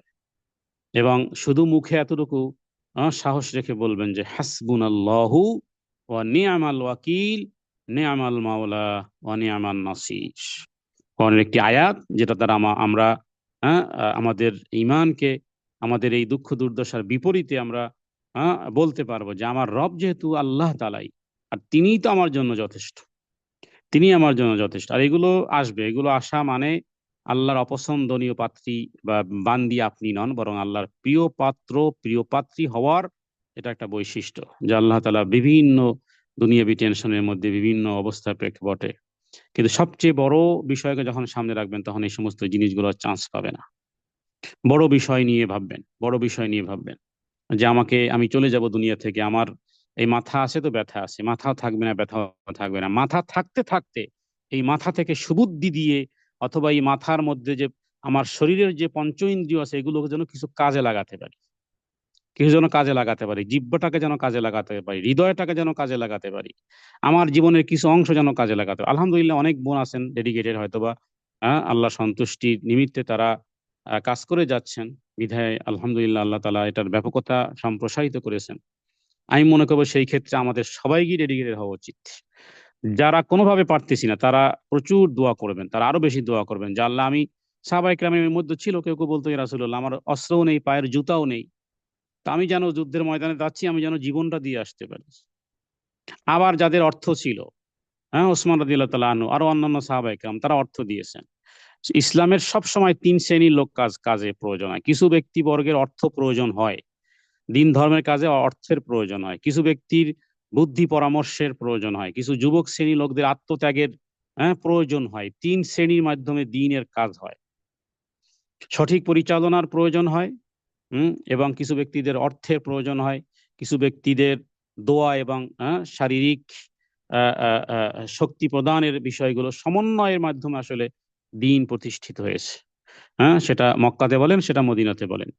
রাসূলুল্লাহ সাল্লাল্লাহু আলাইহি ওয়াসাল্লাম মদিনা থেকে দিন সম্প্রসারণ নূতন করে শুরু হয়েছে, সেখানে আনসারদের আত্মত্যাগ ছিল, সেখানে সম্পদশালীদের সম্পদ ছিল, আবু বকর সিদ্দিক রাদিয়াল্লাহু তাআলা আনহু মতন বয়োবৃদ্ধ ব্যক্তিদের অংশগ্রহণ ছিল, ওসমান রাদিয়াল্লাহু তাআলা আনহুর মতন সম্পদশালীর সম্পদ ছিল, আলী রাদিয়াল্লাহু তাআলা আনহুর মতন যুবকের যৌবনের শক্তি সেখানে ছিল। তিন জিনিসের সমন্বয়ে আল্লাহ তাআলা মুহাম্মদ রাসূলুল্লাহ সাল্লাল্লাহু আলাইহি ওয়াসাল্লামের মাধ্যমে গোটা পৃথিবীতে দ্বীনে আলো ছড়িয়েছেন। তো ঠিক একইভাবে অর্থের প্রয়োজন হয়। আজকের এই যেখানে এসেছি আমরা, এখানে যে বালিকা শাখার জন্য ওই দোতলার ছাদটা যদি করা হয়, তো আশা করা যায় যে বালিকাদের আলাদা হয়ে গেল একই ভবনের ভিতরে, এবং সরাসরি আলাদা একটা সিঁড়ির মাধ্যমে সরাসরি তারা দোতলাতে উঠে যেতে পারবে বা তিনতলাতে উঠে যেতে পারবে একই সিঁড়ি দিয়ে। আর পুরো ছেলেদের জন্য আলাদা সিঁড়ি, যেটা নিচতলাতে অলরেডি যেগুলো ক্লাসগুলো চলতেছে। তো এখানে তো অর্থের প্রয়োজন হয়, সঠিক পরিচালনার প্রয়োজন হয়, এবং আলহামদুলিল্লাহ আমি মনে করি যে এসব আল্লাহর পথে এই গ্রুপের মাধ্যমে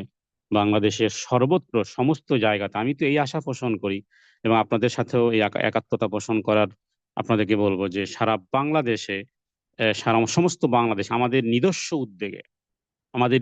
উদ্যোগে জমি খরিদ, ওয়াকফ, দেন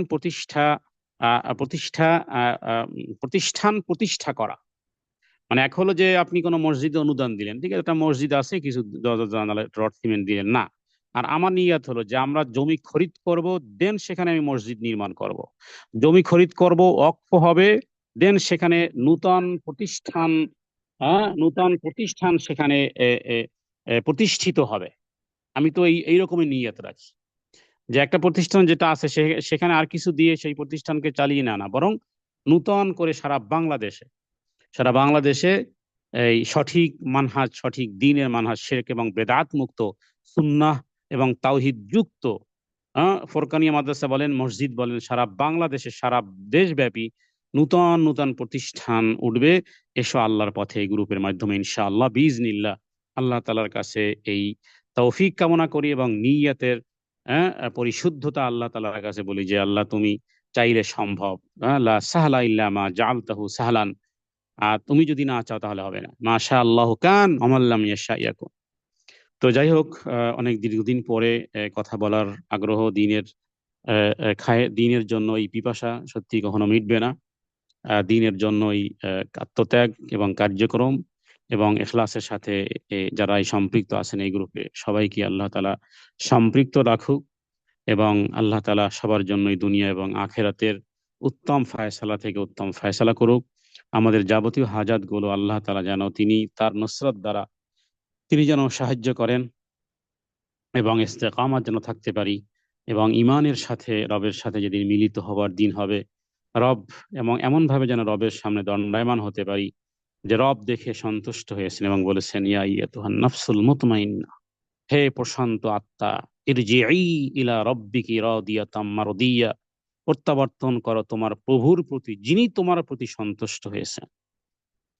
ফাদখুলি ফি ইবাদিহি, আমার প্রিয় বান্দা, তুমি আমার এই প্রিয় বান্দা এবং আমার প্রিয় পছন্দের জায়গা, অদখুলি জান্নাতি, তুমি আমার জান্নাতে প্রবেশ করো। আল্লাহ তাআলা যেন এই সূরাতুল আল ফজরের শেষের এই আয়াতগুলোর মাতাহাতে অধীনস্থতা যেন আমাদের হৃদয়গুলোকে, আমাদের নফসগুলোকে আল্লাহ তাআলা যেন সেইভাবে প্রতিষ্ঠিত করে দেন।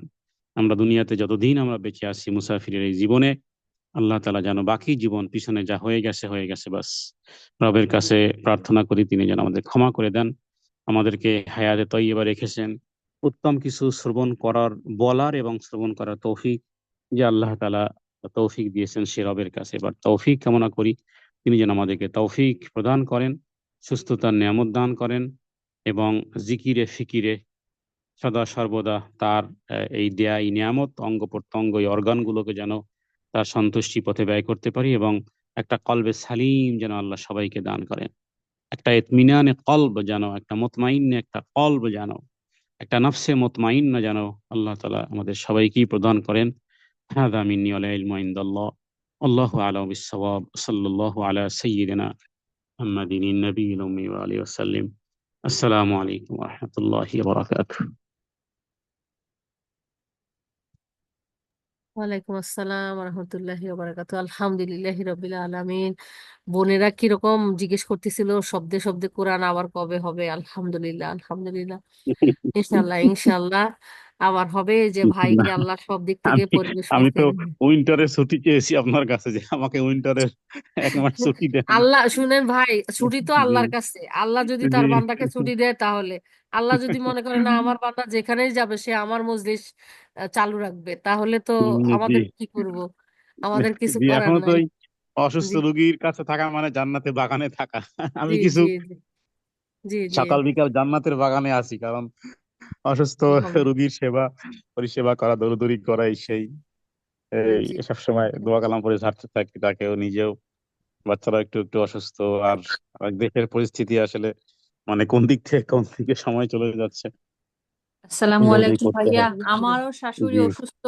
তো উনি যখন খুব খারাপ ফিল করেন তো আমি মাথা হাত বুলিয়ে দিই। কি বলবো ভাইয়া, সূরা নাস আমি ফালাক, যা পারি বলি। সূরা নাস আর ফালাক, সূরা নাস আর ফালাক হলো এক মহা ঔষধ, সূরা এক নাস এক আর অ্যাটম সূরা বোমা। ফালাক। জি, নাস আর ফালাক এমনকি কথার কথা এই স্বাভাবিক একটা পিঁপড়া যদি কামড় দেয় জি সেক্ষেত্রেও যেমন আমরা সূরা নাস ফালাকে ব্যবহার করবো। আর যদি কারো মৃত্যু যন্ত্রণাও শুরু হয়ে জি, গেছে, বোঝা যাচ্ছে যে চোখ হারিয়ে এরকমই যাচ্ছে। ভাইয়া, এরকমই এর জি পরিস্থিতির মধ্যে আমি আছি ভাইয়া। জি, সাধারণত মির্গি রোগীতে এরকমের হয় যে মনে মনে হচ্ছে যেন রুহু বের হয়ে যাবে, জি সরাসরি কম্পন শুরু হয়, তারপরে মুখ দিয়ে ফেনা বের হয়ে যায়, চোখ তাড়িয়ে যায়, মানে এমন আ- পরিস্থিতির ক্ষেত্রেও জি সূরা নাস, সূরা ফালাক, হ্যাঁ সূরা সূরা নাস ইখলাসের সূরা সাথে, ফালাক। জি জি ভাইয়া, সূরা নাস এবং সূরা থ্যাংক ইউ। ফালাক, সূরা ইখলাস পড়বেন। রাসূলুল্লাহ সাল্লাল্লাহু আলাইহি ওয়াসাল্লাম পাগল রোগীকে ভালো করতেন, পাগল মানে আল্লাহ ভালো করেন তো আল্লাহ তাআলাই। ভাইয়া আবার রাসূলুল্লাহ বলেন, সাল্লাল্লাহু আলাইহি সূরা ওয়াসাল্লাম নাস, সূরা ফালাক আর এবং ইখলাস। সূরা ইখলাস, জি জি, জাযাকাল্লাহ খাইরান। সূরা ইখলাস আগে পড়বেন, দেন সূরা ফালাক পড়বেন, এবং দেন সূরা নাস পড়বেন। সূরা নাস আর ফালাকে 11টা আয়াত আছে, আর আপনার সূরা ইখলাসে 4 আয়াত। তো এগুলো বারবার পড়বেন, বারবার পড়বেন, একই আয়াত বারবার পড়বেন, বারবার পড়বেন, যেমন মিন শাররিল ওয়াসওয়াসিল খান্নাস। হ্যাঁ, মানে একাধিকবার পড়ার মাধ্যমে কি হয় যে আমরা এর অর্থটা অনুধাবন করতে পারবো, বা যারা শুনতেছেন তারা শুনতে পারবেন। এক কথায় প্রত্যেকটা হলো অ্যাপ্লাই। হ্যাঁ, এই সূরা নাস আর ফালাকের প্রত্যেকটা আয়াত মানে কি এক একটা জিনিস আল্লাহর কাছে চাওয়া হয়েছে। আর যাবতীয় যা খারাপি আছে, এমনকি অন্ধকার, যে দেখেন সূরা ফালাক, হ্যাঁ কুল আউযু বিরাব্বি মিন শাররি মা খালাক, মানে অন্ধকারের খারাপি থেকেও। এই যে গ্রামে আসছে, এই যেখানে আসি, মাশাআল্লাহ এত সুপারি বাগান, দিনের বেলায় তো মনে হয় যেন নীরব নিস্তব্ধ, মানে তো রাতের বেলা আরো কি, তো রাত যদি হয় আর যদি ঘন জঙ্গল হয় তো আরো কত রকমের ভীতিকর মানুষের পরিস্থিতি। মানে অন্ধকারের খারাপি থেকেও এই সূরা নাস ফালাকের মধ্যে আশ্রয় চাওয়া হয়েছে, যাবতীয় আশ্রয় তার কাছে চাওয়া হয়েছে।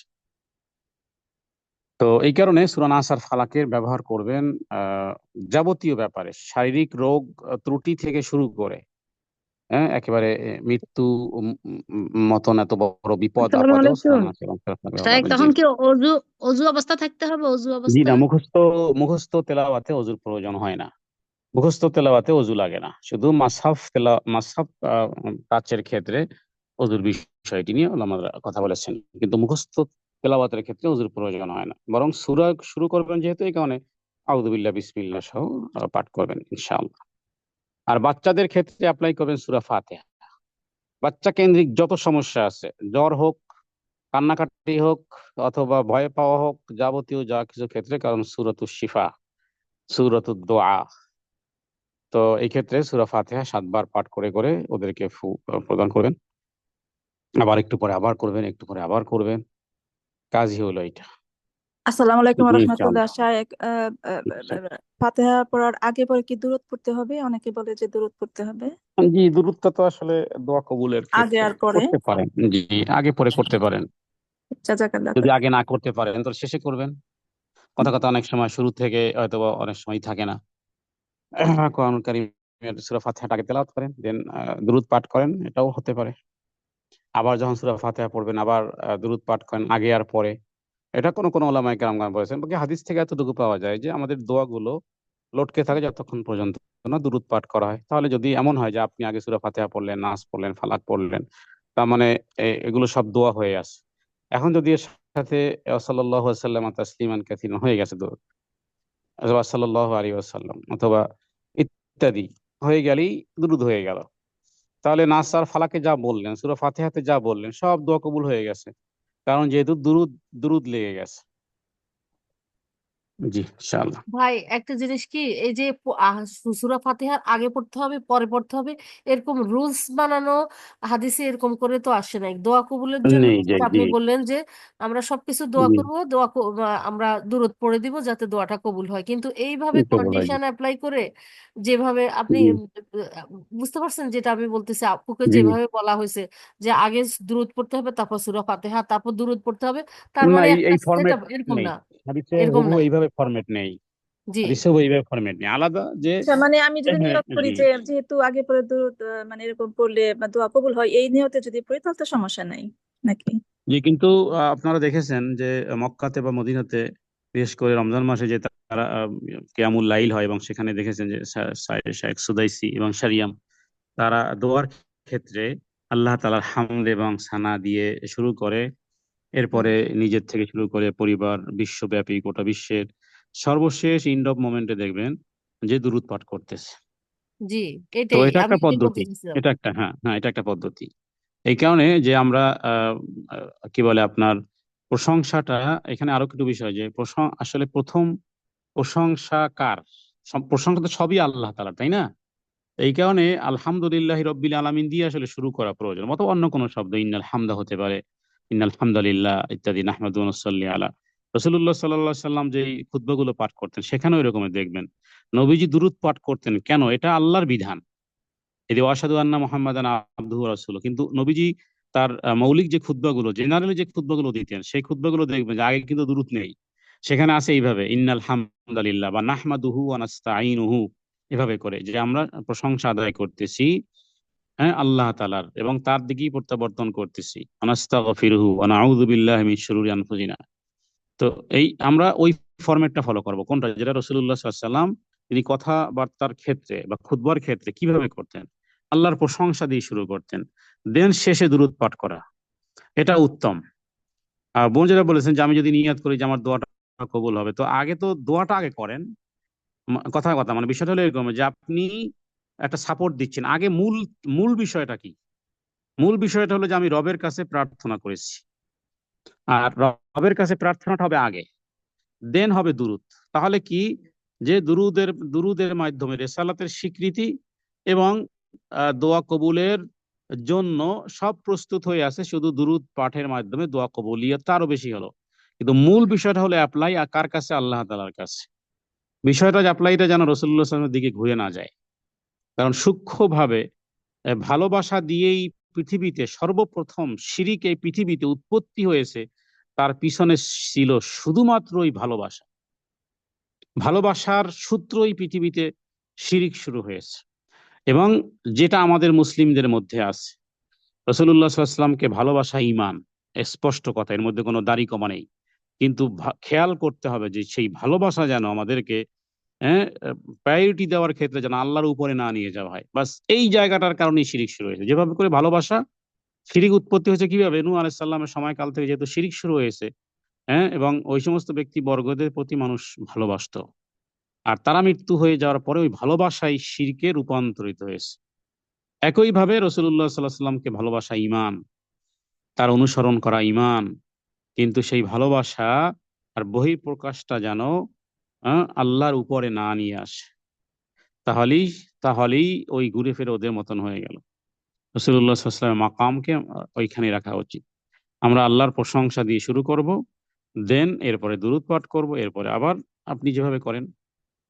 আর ওই হাদিস থেকে কেউ কেউ উলামায়ে কিরামগণ বলেছেন যে যেখানে যেই সাহাবী বলেছিল যে আমি যতটুকু সময় পাই, আমি কি অন থার্ড বা আধা, অথবা এরপরে যদি পুরো সময় পাই, তখন তিনি বলেছিলেন যে পুরোটাই যদি পড়ো তাহলে সেটাও তোমার জন্য যথেষ্ট। ওই হাদিসের ইঙ্গিতে কেউ কেউ বলেছেন যে যদি শুধু দুরূদও পাঠ করা হয়, তাহলে তার ভিতরে, তার হৃদয়ের মধ্যে যে সমস্ত অ্যাপ্লাই গুলো আছে, যে এই দোয়া করতে চেয়েছিলাম আমার বাবার জন্য, মায়ের জন্য ইত্যাদি, কিন্তু শুধু দুরূদ পাঠে সময় ব্যয় করলাম, তো আল্লাহ তাআলা অনুগ্রহ করে ওই দোয়াগুলো কবুল করে ফেলবেন, যেটা সে বলতে পারেনি রবের কাছে, বলতে পারেনি যে আল্লাহ আমার মাকে সুস্থতা নিয়ামত দান করেন। তার কাজ ছিল কি, শুধুই দুরূদ পাঠ করেছে, 1 ঘন্টা পুরোটাই দুরূদই পাঠ করেছে। তাহলে যে অ্যাপ্লাই গুলো করতে চেয়েছিল সেটা আল্লাহ তাআলা পূর্ণ করে দিবেন, ওই হাদিসের উপর ভিত্তি করে, যে তুমি যদি পুরোটাই সময় পাও, পুরোটাই দুরূদ পাঠ করো। এটা দুরূদের ফজিলতের মধ্যে হাদিসটি বিশুদ্ধ। এইভাবে এইভাবে দেখবো ইনশাআল্লাহ। জি।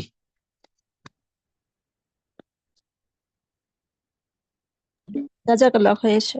আচ্ছা, এর উপর জি থেকে বলুন। যারা হাত তুলছেন তারা একটু সিরিয়ালে একজন একজন খুলেই করেন, হ্যাঁ, ইনশাল্লাহ। আফসারও তুমি একটু দেখো, নাইলে দেখা যায় ওরা কিছু বলতে পারতেছে না। হ্যাঁ, না, ঠিক আছে আপু, ওই যে গুলজার আপু আছেন, গুলজার আপু আপনি কোশ্চেন করেন ইনশাল্লাহ। আসসালামু শাইখ আলাইকুম আসসালামু আলাইকুম ওয়া রহমতুল্লাহি ওয়া রাহমাতুল্লাহ। বারাকাতুহু। ওয়ালাইকুম আসসালাম ওয়া রাহমাতুল্লাহি ওয়া বারাকাতুহু। জি, আমার একটা প্রশ্ন হলো যে এই স্পন্সরকৃত বাচ্চাদেরকে কি যাকাতের টাকা দেওয়া যাবে, এতিম বাচ্চাদেরকে? জি, ইন্নাল ফুকারা আল মাসাকিনের ভিতরে এতিম যতক্ষণ পর্যন্ত সে বালেগ না হয়, হ্যাঁ, না বুঝে শুনে, ততক্ষণ পর্যন্ত কারো যে এতিমের পরওয়ারিশ করবে তার হাতে অর্পণ করা যায়। এমনকি এতিম যদি সম্পদের মালিকও হয়, তবু কোরআন কারিমে আল্লাহ তাআলা সূরা নিসার মধ্যে বলেছেন লা তুতুস সুফাহা আমওয়ালাকুম, যে ওদের হাতে সম্পদ দিও না। এতিমের সম্পদই এতিমের কাছে দেওয়া যাবে না। কেন? যেহেতু সে এখনো নাবালক, এখনো সে বুঝে না, হ্যাঁ, এখনো সে অবালচিন রয়ে গেছে। যখন সে বুঝবান হবে তখন তার সম্পদ তাকে দিতে হবে। তাহলে এতিমের সম্পদই যেহেতু এতিমের হাতে দেওয়া যাচ্ছে না, কেন? যেহেতু সে অবুঝ। অনুরূপ ভাবে যদি এতিমের কেউ পরওয়ারিশও করে, তো যিনি পরওয়ারিশ করবেন তাকে দেওয়া যেতে পারে এতিমের নিয়ত করে, যে এতিমের পারপাসে আমি এই দিলাম, এই জাকাতটি দিলাম। আর এবং একটা তিনি প্রশ্ন যদি ধনী হচ্ছে, শ্রেণী হয়ে থাকেন, তিনি সেটা হ্যান্ডেলিং করার নিয়াতে তিনি ওই জাকাত, এতিমের জন্য এই জাকাতকে গ্রহণ করতে পারবেন, যদিও তিনি জাকাতওয়ালাও হন। জি, ইনশাআল্লাহ। আর একটা প্রশ্ন হলে, আমার একটা একদম ক্লোজ আত্মীয়, আমার ব্লাড রিলেটেড, সে অনেক লোনে পড়ে গেছে, বুঝছেন, অনেকগুলা ব্যাংকের লোন হয়ে গেছে, অনেক কোটি টাকা। তো এখন সে মারা গেছে, তার অনেক সম্পদ ছিল, কিন্তু তার সম্পদগুলা কি করছে, তারা ব্যাংকের লোন থেকে বাঁচার জন্য আরেকজনকে হ্যান্ড ওভার করে দিয়ে দিছে, হেবা করে দিয়েছে। এখন তাদেরকে আর কি জাকাত দেওয়া যাবে কিনা? কারণ তারা অনেক সম্পদশালী, কিন্তু সম্পদগুলো আরেকজনকে হ্যান্ড ওভার করে দিয়ে দিছে। এই ব্যাপারে আমার বিষয়টি একটু যখন জানা যাবে যে এই পরিস্থিতি, তখন হ্যাঁ, তাদেরকে এই জাকাতের অর্থ না দিয়ে বরং মানবিক ভাবে, যদি তারা মানবেতর জীবনযাপন যদি করে, যে খাবার নেই, পানি নেই না, ইত্যাদি, তো ওই যে এইরকমের যদি মোটামুটি পরিস্থিতি তারা থাকে, কোন রকমে চলতেছে এখন, ছোট্ট একটা ব্যবসা আছে, ওইটা দিয়ে কোন রকমে চলে, না, কিন্তু তাদেরকে জাকাতের অংশ নেই, কোনো জাকাতের অর্থ নেই। কারণ হলো যে যারা সম্পদশালী ছিল, এক কথা যারা ব্যাংকের লোন গ্রহণ করেছে, এটা আপনারা জানেন যে পৃথিবীতে দুইটা গুনাহের ক্ষেত্রে আল্লাহ তাআলা সবচেয়ে ভয়াবহ, কঠিন থেকে কঠিন, কোরআন কারীমে আল্লাহ নিজেই বলেছেন যে ফাযানু বিহারবিম মিনাল্লাহি ওয়া রাসূলি। কোরআন কারীমে সূরা আর যে বাকারার মধ্যে আল্লাহ যে বলেছেন লোন তারা নিছে সে তো আল্লাহর মারা সাথে গেছে, যুদ্ধে লিপ্ত হয়েছে। জি, ব্যাংকের যে থেকে লোনটা লোন নিছে সে মারা গ্রহণ, গেছে, যে লোন নিছে সে মারা গেছে। এখন তার ওলাদারা কি করছে, তাদের অনেক সম্পদ ছিল, সম্পদগুলা কি করছে, ব্যাংকের লোন কারণ না আল্লাহ এবং দেওয়ার আল্লাহ জন্য রাসূলের বিরুদ্ধে স্টিল থাকলেও ওই লোন দিতে পারতেন না, এটাই স্বাভাবিক, এটাই বলে কোরআন, এটাই বলে যে লোন যারা গ্রহণ করে ইল্লা ইল্লা ওদের কথা বেঁধে যারা সত্যিকার অর্থে তওবা করেছে এবং গৃহীত হয়েছে সেই তওবা।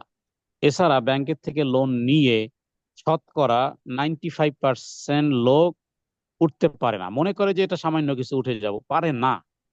পারে না এই কারণে যে আল্লাহ তাআলা একটা আয়াতের মধ্যে বিষয় ভয়াবহতা উল্লেখ করেছেন। কি সেটা? সেটা হলো ইয়ামহাকুল্লাহুর রিবা ওয়া ইউরবিস সাদাকাত।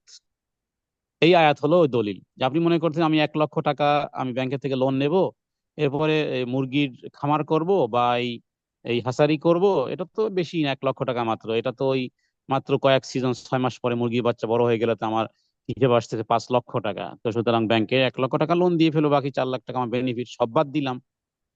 এটা তো একটা মানবীয় থাকে, হিসাব কিতাব থাকে। কিন্তু কুরআনুল কারীম বলতেছে যে লোন, সুদ নেওয়াই হলো যে এটাকে আল্লাহ সংক্ষিপ্ত করে দিবেন। ইয়াম হাকুল্লাহ, আল্লাহ টেনে ধরবেন, আল্লাহ সংক্ষিপ্ত করে দিবেন, পারবে না। অয়ুরবিস সাদাকাত, বরং আল্লাহ সাদাকাকে দীর্ঘ করেন। এই কারণে লোনে এই কোটি কোটি টাকা সম্পদ যারা জোগাড় করে বা করেছে টুডে টুমোরো, এবং কোন কোন ওলামায়ে কেরামগণ বলেছেন ম্যাক্সিমাম অনলি 40 ইয়ার্স হয়তো ওই সম্পত্তি টিকে থাকতে পারে, মেবি সর্বোচ্চ 40 বৎসর। আপনি 10 কোটি টাকা দিয়ে আপনি বিশাল 20 তলা বিল্ডিং বানিয়েছেন, হ্যাঁ, এই 20 তলা বিল্ডিং এর এই বেনিফিট, হ্যাঁ, লভ্যাংশ আপনি হয়তো বা আপনার আপনার পরে আপনার ছেলে বা মেবি, হ্যাঁ, ম্যাক্সিমাম যদি খুব বেশি হয় 40 বছর, বাস, এর আর বেশি চলবে না। হ্যাঁ, ওই কি বলে ভিখারির জীবন যাপন, এটা তো আমরা দেখেছি 24-এর মধ্যে যারা সম্পদশালী, যারা আঙ্গুল ফুলে যাদের কলা গাছ হয়েছিল, দেখছেন যে এই কি বলে বনে জঙ্গলে, হ্যাঁ, মুহূর্তের মধ্যে কুটিপতি কি হয়ে গেছে। তো এটা হবে, এটা তো কোরআনের কথা। ইয়ামহাকুল্লাহু রিবা ওয়া ইউরবিস সাদাকা। সুতরাং যারা আল্লাহর সাথে যুদ্ধে লিপ্ত হয়েছে, এখন মারা গেছেন, এরপরে ঋণ রেখে গেছেন, ব্যাংক সেই জমিগুলো ক্রোক করতো সেগুলো বাঁচার জন্য, হ্যাঁ, তারপরে তারা আবার অন্যকে হেবা করে দিয়েছেন, এরপরে এদের সাথে এরা এরা আল্লাহর সাথে, আল্লাহ এবং আল্লাহর সাথে যুদ্ধে লিপ্ত হয়েছে, এদেরকে যাকাত দেওয়া যাবে না। বরং মানবেতর জীবনযাপন করলে ওই মানবীয় ভাবে, হিউম্যান রাইটস অনুযায়ী যতটুকু দেওয়া প্রয়োজন অতটুকু দেওয়া যেতে পারে। হেল্প করা যাবে আর কি, সামান্য এমনি হেল্প করা যাবে আর জি, কি।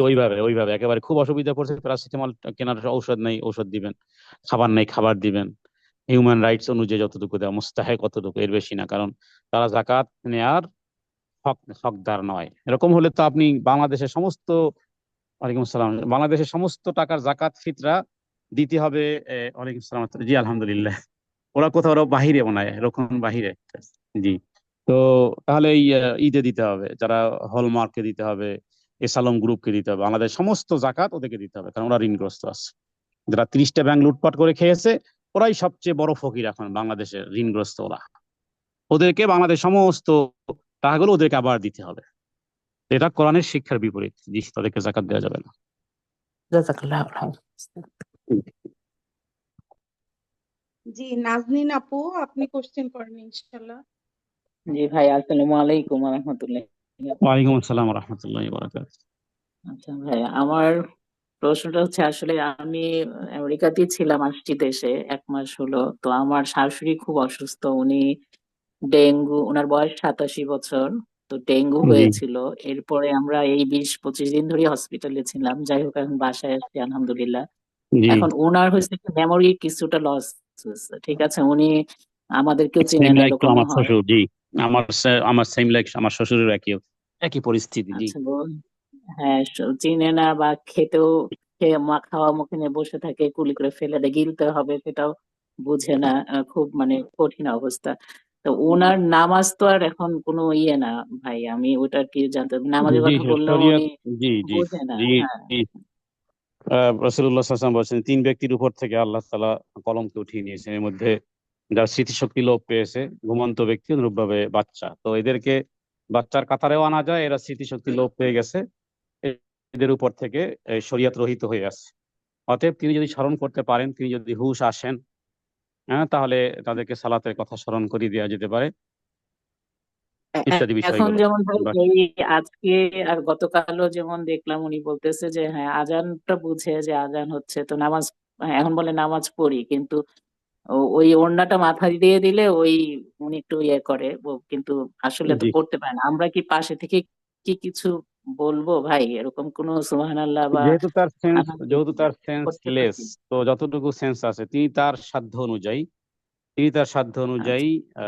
ইনশাআল্লাহ, সালাতের অভ্যাস যদি কারো থেকে থাকে পূর্ব থেকে, আর যদি সেন্স কিছু থাকে, হুম, তাহলে তিনি ওই হুম, সালাতের নিয়াতে তার আল্লাহু আকবার অতটুকুই যথেষ্ট। কারণ আচ্ছা আচ্ছা। শরীয়ত তার উপর রহিত হয়ে আছে। এই ক্ষেত্রে কখনো জি কখনো জি, হয় কি যে, এমন পরিস্থিতির মধ্যে শারীরিক যন্ত্রণা, মন মানসিকতা, আল্লাহ মাফ করুক, কেউ সালাতের কথা বললো, আবার তিনি যদি, আল্লাহ মাফ করুক, যে তিনি এমন কোনো শব্দ, অনাকাঙ্ক্ষিত কোনো শব্দ উচ্চারণ করলেন, তো এই ক্ষেত্রে এই হুম। বিষয়টিও খেয়াল রাখা উচিত। মন মানসিক, না, ওইটুক যেহেতু পর্যন্তই খালি বলে যে তার আমি উপর শরীয়ত রহিত করবো, হয়ে কিন্তু আছে। আসলে আসলে উনি জি, আউযুবিল্লাহ বা বিসমিল্লাহ বলতে হয়, এটাও বা আসলে যথেষ্ট, উনি স্মরণ এনাফ, করতে পারছেন অতটুকু। না। জি, অতটুকুই এনাফ, অতটুকুই তার জন্য যথেষ্ট, ইনশাআল্লাহ। জি জি, ভাইয়া, দোয়া মোবাইলে করেন কিন্তু সবাই। ব্যাটারিও চার্জ নেই, রোকনের মোবাইল যেহেতু। জি, আমরা তাড়াতাড়ি শেষ করতে চাচ্ছি। আমাদের শহীদুল্লাহ ভাই চলে আসছেন। তো শাহেদ, তাহলে ইনশাল্লাহ অ্যান্সার গুলা ছোট ছোট করে ইনশাল্লাহ দিয়ে দেন। আমিনা বেগম জি জি, আপু, ইনশাআল্লাহ। আমিনা বেগম আপু, আপনি কোশ্চেন করেন। আমিনা বেগম আপু, যদি না ওকে, থাকেন আসসালামু আলাইকুম। ওয়ালাইকুম আসসালাম ওয়া রাহমাতুল্লাহি ওয়া বারাকাতুহু। আমার একটা কোয়েশ্চন, যদি বাবা বা মারা যায় তান খবরও জিয়ারত মেয়েরা দেখতে পারবানি। আর খানো শুনছি আমি যে যারা জিয়ারত যায় নাকি তারা মুদ্দায় বলে জানতে পারো মহিলাদের দেখতে। কবর জিয়ারতের উদ্দেশ্যে ঘর থেকে বের হওয়া জায়েজ নেই। যদি রাস্তার মধ্যে কখনো পড়ে, যে রাস্তায় আসা যাওয়ার পথে বাবা মার কবর, তাহলে ঠিক আছে, তারা জিয়ারত করতে পারে। কিন্তু ঘর থেকে প্রোগ্রাম করে বাবা মার কবর জিয়ারত করা ইত্যাদি, কারণ জিয়ারতটা আসলে কি যদি আমরা বুঝি, তাহলে বিষয়টা বুঝতে যাবে। জিয়ারতটা হলো আমরা জীবিত ব্যক্তিদের জন্য মৃত্যুর কথা স্মরণ। রাসূলুল্লাহ সাল্লাল্লাহু আলাইহি ওয়াসাল্লাম স্পষ্টই করে বলেছে, তুযাক্কিরুকুমুল মাউত, মৃত্যুকে স্মরণ। তো ওই বিষয়টা, মৃত্যুর স্মরণটাই মূলত আছে জিয়ারতের উদ্দেশ্য থাকে। তো সেই ক্ষেত্রে একজন নারী, তিনি তার মৃত্যুর কথা স্মরণটা ঘরে বসেও করতে পারেন। হ্যাঁ, তো মৃত্যুর কথাটা স্মরণ তাহলে পুরুষেরা যায় কেন? পুরুষেরা যাওয়া, কবরস্থানে যাওয়া, তারাও মূলত ওই কাজই, যে মৃত্যুর কথা স্মরণ। এই কারণে কবর কবর জিয়ারাত যেগুলো পুরনো, ভেঙে গেছে, তারপরে একেবারে দেখতে যেখানে মনে হয় যে, কিন্তু যদি কোনো বিল্ডিং করা হয় তাহলে সেটার কবর থাকে না, সেগুলো জিয়ারত করাও যায়, যে হারাম ওগুলো। বরং পুরনো কবরস্থান গোরস্থান যেখানে গেলে মনে হবে যে আসলেই আমাকে একদিন এই গাছের নিচে বা এরকমের জরাজীর্ণ জায়গাতে আসতে হবে। তো মহিলারা হয় কি কখনো কখনো সমস্ত জায়গাতে গেলে, বিশেষ করে নিকটতম আত্মীয় স্বজন, তখন তারা অনেক ক্ষেত্রে ধৈর্য ধারণ করতে পারে না, কান্নাকাটি শুরু করেন অথবা বিভিন্ন রকমের আচরণ। আবার কবরস্থানে যে একটা মৃত্যুমুখী একটা জায়গাতে যাওয়ার মাধ্যমে হতে পারে যে কারো নাজরিয়াতের বিষয়গুলো ও, সীমা লঙ্ঘন করতে পারে। এনিহাউ সে বিষয়গুলো তো রাসূলুল্লাহ ওইভাবে বলেননি, এতটুকুই যে মহিলাদের কবর জিয়ারতের ক্ষেত্রে ওইভাবে করে প্রোগ্রাম করে বের না হওয়া, বরং কখনো পথিমধ্যে কখনো যদি পড়ে তাহলে জিয়ারত করতে পারে। আর তারা তারা বুঝতে আর পারন যদি যে কখনো এরকমের যায় তাও খেয়াল রাখবে যেন কান্নাকাটি বা এরকমের কোনো কিছু না হয়, বাস। আচ্ছা, যদি আর কখনো এরকম তারা পর্যায়ে চলে যায়। আচ্ছা আচ্ছা জাজাকাল্লাহ, যে তারা যা জি। বুঝতে পারেননি মধ্যে হলে কেউ গেছন গেলে না, না, এই বিষয়টি মিন ওয়ারাইহিম বারযাখুন ইলা ইয়াউমি ইউবআসুন, তারা ভিন্ন জগতে আছে, বুঝতে পারেন না। আমরা যে সালাম দেই, সালামের দুটি অর্থ। এক হলো জীবিত ব্যক্তিকে সালাম দিলে সেটা হয় তাহিয়া, যেমন আপনি আমাকে সালাম দিলেন, আমি উত্তর দিলাম। আর মৃত্যু ব্যক্তিকে সালামটা হয় দোয়া। অতএব আমরা তাদের জন্য দোয়া করলে সে দোয়াটা তো আপনি আমেরিকা লন্ডন থেকে করতে পারেন। এমন না যে মৃত্যু ব্যক্তির কাছে, কবরের কাছে গেলে কবরস্থ ব্যক্তি দেখতে পারে বা শুনতে পারে না, বিষয়টি ওইভাবে হাদিস দিয়ে প্রমাণিত নয়।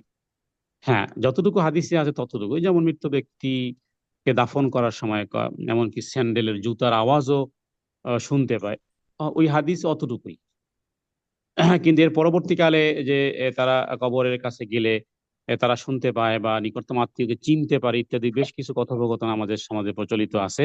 সেই কথাগুলোর কোনো ভিত্তি নেই যে তিনি দেখতে পারেন, তারপরে চিনতে পারেন কি হ্যাঁ, দোয়া করতেছে সেটা হাদিস থেকে প্রমাণিত।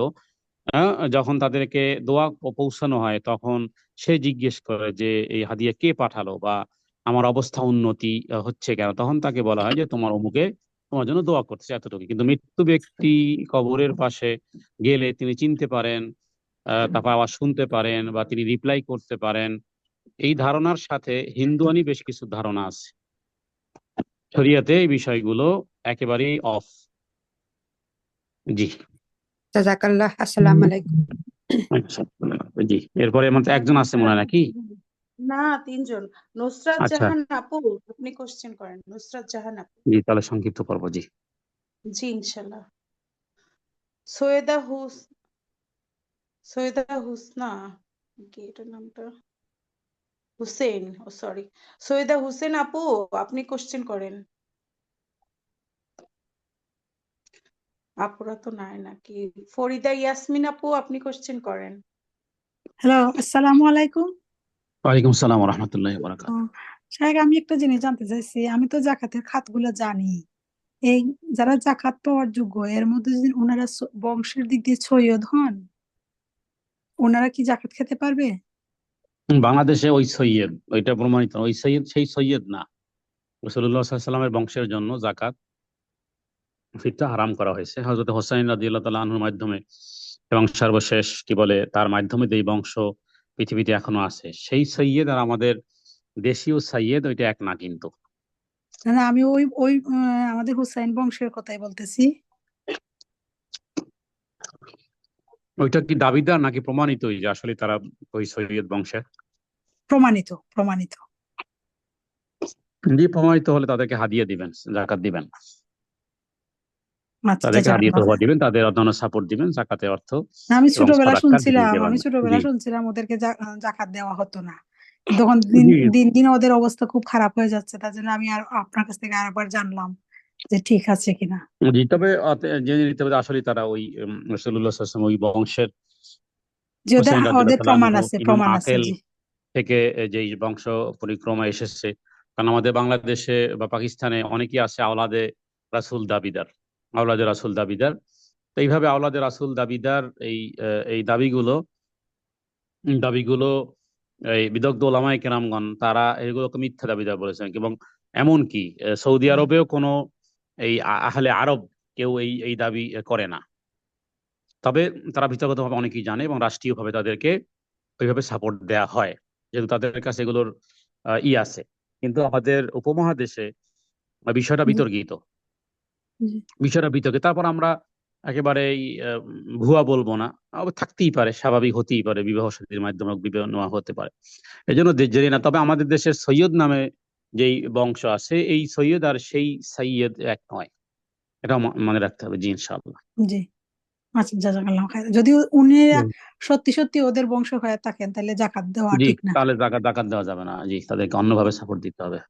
জাজাকাল্লাহ খাইর। আচ্ছা, আসসালামু আলাইকুম। ওয়ালাইকুম আসসালাম। নুসরাত জাহান আপু আছেন? না হলে ফরিদা ইয়াসমিন আপু, না হলে আমাতুল্লাহ আপু। আসসালামু আলাইকুম রহমতুল্লাহ বারাকাতুহু।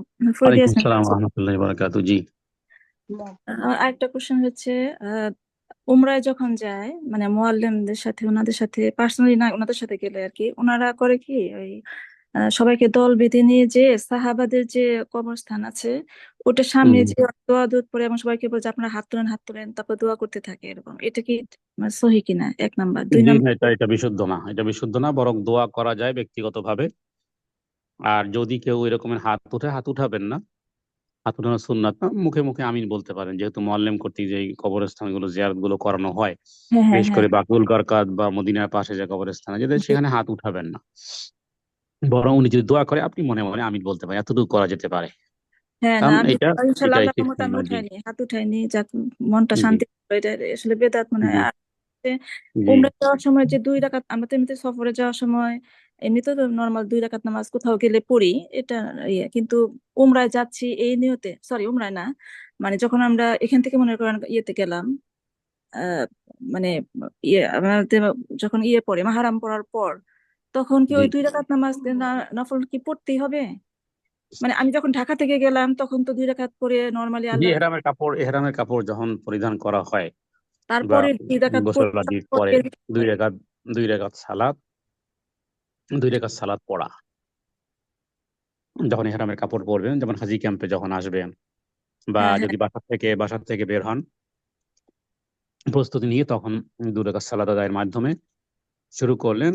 আর যখন বিমানে যখন জায়গা অতিক্রম করবে, তখন ওই নিয়াত করবেন লাব্বাইক আল্লাহুম্মা লাব্বাইক, যে তালবিয়াটা পাঠাবে ওইখান থেকে আর কি। বাকি এর আগে প্রস্তুতিটা গ্রহণ করা যেতে পারে। এই প্রস্তুতি বিশেষ করে নারীদের ক্ষেত্রে তো তাদের তো একই পোশাকই থাকে, কিন্তু ঘর থেকে কারণ হলো যে মহরম অবস্থাতে মানে ইহরামে কাপড় পরিধান করার পরে, যেহেতু কোনো নখ চুল অথবা শরীর মলানো ইত্যাদি বিভিন্ন বিষয়গুলো থেকে যেহেতু করা নিষেধ আছে, পরিষ্কার পরিচ্ছন্নতা আর কোনো কিছু না, এই কারণে এর আগেই সবকিছু করে নেওয়া উচিত। গোসলটা একটা পবিত্রতার একটা আলা, যেহেতু গোসলের মাধ্যমে উত্তম পবিত্রতা অর্জন হয়, এই জন্য গোসল করা, এই সাথে সাথে 2 রাকাত সালাত আদায় করা। জি, আচ্ছা। ইনশাআল্লাহ। জি, আসসালামু এরপরে আলাইকুম। হচ্ছে নুসরাত আপু মাইক খুলেছেন, কথা বলেন ইনশাল্লাহ। আসসালামু আলাইকুম জি, রহমতুল্লাহি জি, আমাদের সামনে খাবার প্রস্তুত, আমরা এই আপনাদের শেষ করে খাবার শুরু করবো। জি, জি জি ইনশাল্লাহ। হুজুর, আমি জানতে চাচ্ছি, আমার উপর আলহামদুলিল্লাহ হজ ফরজ, কিন্তু আমার একটা 10 বছরের একটা মেয়ে আছে। এখন আমি কি ওরে কোনো নিরাপদ আশ্রয় পাচ্ছি না, আমার মা বাবাও নাই, শ্বশুর শাশুড়িও নাই। এই মুহূর্তে আমার কি করা উত্তম উচিত? জি, ইস্তেখারা করেন, আল্লাহ তাআলার কাছে সাহায্য প্রার্থনা করেন, এবং আল্লাহ তাআলা একটা ব্যবস্থা করে দিবেন ইনশাআল্লাহ। এবং এ বিষয়ে হাসিনা আপু বলবেন প্রয়োজন হলে, কারণ এর চেয়ে আরো সেন্সিটিভ মুহূর্ত গুলো অনেকে, এটা একটা পরীক্ষা আপনার উপর, যেহেতু হজ ফরজ, আসলে অনেকের উপরে হজ ফরজ, কারণ ওই পর্যন্ত পৌঁছার টাকা পয়সা আপনার ব্যাংকে থাকলেই আপনার উপর হজ ফরজ।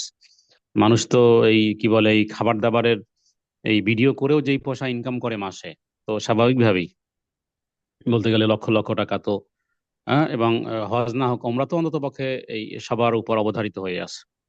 অতএব এটা একটা ফরজ, যেহেতু এবাদত, যেহেতু হাজ্জে বাইত, অতএব এই ক্ষেত্রে এই দায়িত্বটা যতক্ষণ পর্যন্ত আপনি না করতে পারবেন, এটা নিস্তার নেই। এখন বাকি হলো যে বাকি যে সমস্যাগুলো বলেছেন, এর চেয়ে আরো অনেক বিভিন্ন রকমের সমস্যা আছে। আপনি খুব জোরালো ভাবে নিয়ত করেন যে আল্লাহ, আমি এবারে যেতে চাই এবং তুমি এটা ব্যবস্থা করে দাও, দেখবেন যা ইনশাআল্লাহ আপনি এই গ্রুপই বলবেন, অন্যান্য বোনেরাও শুনবে, যে খুব বেশি দোয়া করেন। আপনার টেনশনটা যত বেশি হবে অত বেশি দোয়া হবে, যত ইনটেনশন হবে দোয়ার মাত্রা আরো বেশি হবে, স্বাভাবিক, এটাই তো নিয়ম।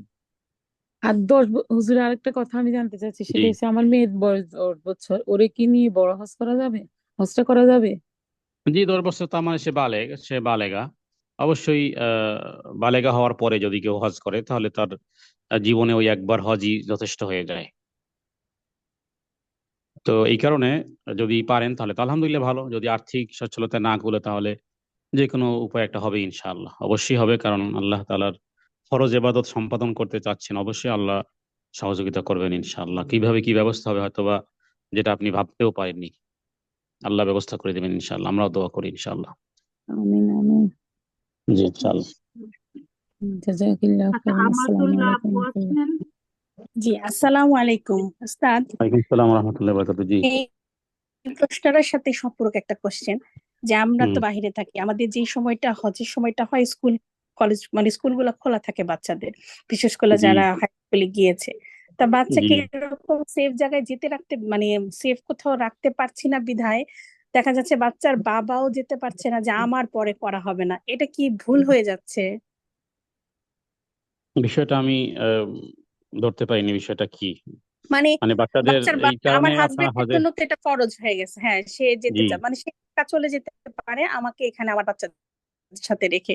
তা আমার জি হচ্ছে যে উনি যদি একবার করে আসে আমার জন্য ডিফিকাল্ট হয়ে যাবে যে আবার হজটা করা আর কি, আমি একা জি কিভাবে জি যাব, বা জি জি জি এই জি ক্ষেত্রে দেখা যায় বাচ্চার স্কুলের জন্য আমি বাচ্চাকে কোথাও নিরাপদ জায়গায় রাখতে পারছি না, যে ওর স্কুলের কারণে মানে ওর পড়াশোনার কারণে আমাকে আমি যেতে পারছি না, আমার জন্য আমার হাজবেন্ডও যেতে পারছে না, যে আমি কি মানে বিষয়টা জটিল হয়ে গেছে, এটা কি ভুল হয়ে যাচ্ছে যে ওনাকে কি ছেড়ে দেওয়া, যে আপনি করে আসেন, পরে যদি কখনো কিসমত হয় আমি যাব, কারণ আমি তো রোজগার যদি করছি না। দুজনের যদি দুজনের ই হয়ে থাকে, দুজনের হজ ফরজ হয়ে থাকে এবং অতটুকু অ্যাবিলিটি আল্লাহ তাআলা আপনাদেরকে আর্থিক সচ্ছলতা দেন, তাহলে তো উভয়েরই হক প্রয়োজন। আচ্ছা, এখন যদি এমনটি হয় যে স্বামী করে আসলে আপনি বাচ্চাদেরকে সাপোর্ট দিবেন, আবার আপনার মাহারেম হয়তো বা পরের বছর আপনার ভাই অথবা আপনার মামা অথবা ইত্যাদি আরো এরকমই মাহারাম কেউ যাবে, অথবা অনেক সময় আছে যে ছেলে মেয়েরাও বড় হয়ে যায়, ছেলে যদি বড় হয়ে গেল তাহলে ছেলের সাথেও পরবর্তীকালে একটা প্ল্যান সাজানো যেতে পারে। এভাবে মোটামুটি পারিবারিক ভাবে এই বিষয়গুলো নিয়ে যখন আলোচনা করবেন, যখন চিন্তা ভাবনা করবেন, আশা করি ইনশাআল্লাহ একটা ব্যবস্থা হবে, বিশেষ করে ছেলে যদি বড় হয়ে যায় আর বা ছেলে তো 10-12 একবারে বছর ছোট, 15 7 বছর। বছরের, মানে ছেলে আর ওরকম বাবাও করে ফেলছেন, বাবা 2বার গেছেন অসুস্থ, হুম ভাইরও হুম। হয়ে গেছে এক ভাই, মানে আমার আসলে ওরকম কোনো মাহারাম নাই যে তার সাথে যেতে পারবো, মানে এরকম মানে কাছে আবার নিকটবর্তী আমাদের। স্বামী স্ত্রী টুগেদার যাওয়া সম্ভব না বাচ্চাদের দিকে থাকে, এই তো। জি এই জি জি। দেখুন, এক হলো যে অপারগতার বিষয়টা আল্লাহ তাআলা জানেন, অপারগতার বিষয়টা কোনো ফতুয়া হয় না, এটা একমাত্র প্রার্থী জানেন আর আল্লাহ জানেন। মানে অপারগতার কতটুকু অপারগতা এই বিষয়ে পৃথিবীর কোনো মুফতি ফতুয়া দিতে পারবে না, বরং অপারগতাটা আপনি অনুভব করবেন আর দেন আল্লাহ তাআলা জানবেন যে আসলে আপনার অপারগতা কতটুকু। এই কারণে একজন ব্যক্তি তার ফাত্তাকুল্লাহ মাস্তাতাতুম, একজন ব্যক্তি তার সাধ্য অনুযায়ী চেষ্টা করবে। এটা ও ঘরে ঘরে এই সমস্যা আছে এই জাতীয়, যে বাচ্চাদের টেক কেয়ার করার কেউ থাকে না, বা আত্মীয় স্বজন এরকমের নেই, অথবা রক্তের রিলেটিভ কেউ নেই, অথবা আরো বিভিন্ন রকমের বিষয়গুলো থাকে, যার কারণে টুগেদার যাওয়া সম্ভবপর হয় না। এখন যাওয়া সম্ভবপর হয় না এই বিষয়টা আসলে কতটুকু, এই অপারগতাটা কতটুকু, নাকি শুধু একটা একটা একটা একটা অজুহাত তো আছেই, সে অজুহাতটার সুরাহার জন্য কোনো ব্যবস্থাপনা আছে কিনা। যেমন ওস্তাদ আমি এবার এরকম যে দেশে আসা, যেমন আমি বলি, যেমন আমার বাচ্চাগুলো ছোট, লাস্টেরটা দেড় বছর, যদি 2025-এ নিয়ত করা হয়েছে হজের জন্য, তো এখন এর আগেরটা হলো এই 3 বছর, এর আগেরটা 5 বছর, তিনটাই বাচ্চা। ওয়াশরুমে গেলে তিনজনকে একসাথে নিয়ে যেত। এখন আমি দেশে এসে জনে জনে কারণ সবাই অসুস্থ, শ্বশুর শাশুড়ি তো বিছানায় পড়ে আসছে, আমার আব্বা আম্মা তারা অসুস্থ, তারা গ্রামে থাকেন, তারা ঢাকাতে এসে থাকতে পারেন না, বোন আছেন ঢাকাতে, আমি মানে আমাদের পরিবারের সবার সাথে বিষয়টা যে আমি একটা দিনই একটা কাজে আমাকে হেল্প চাই আমি।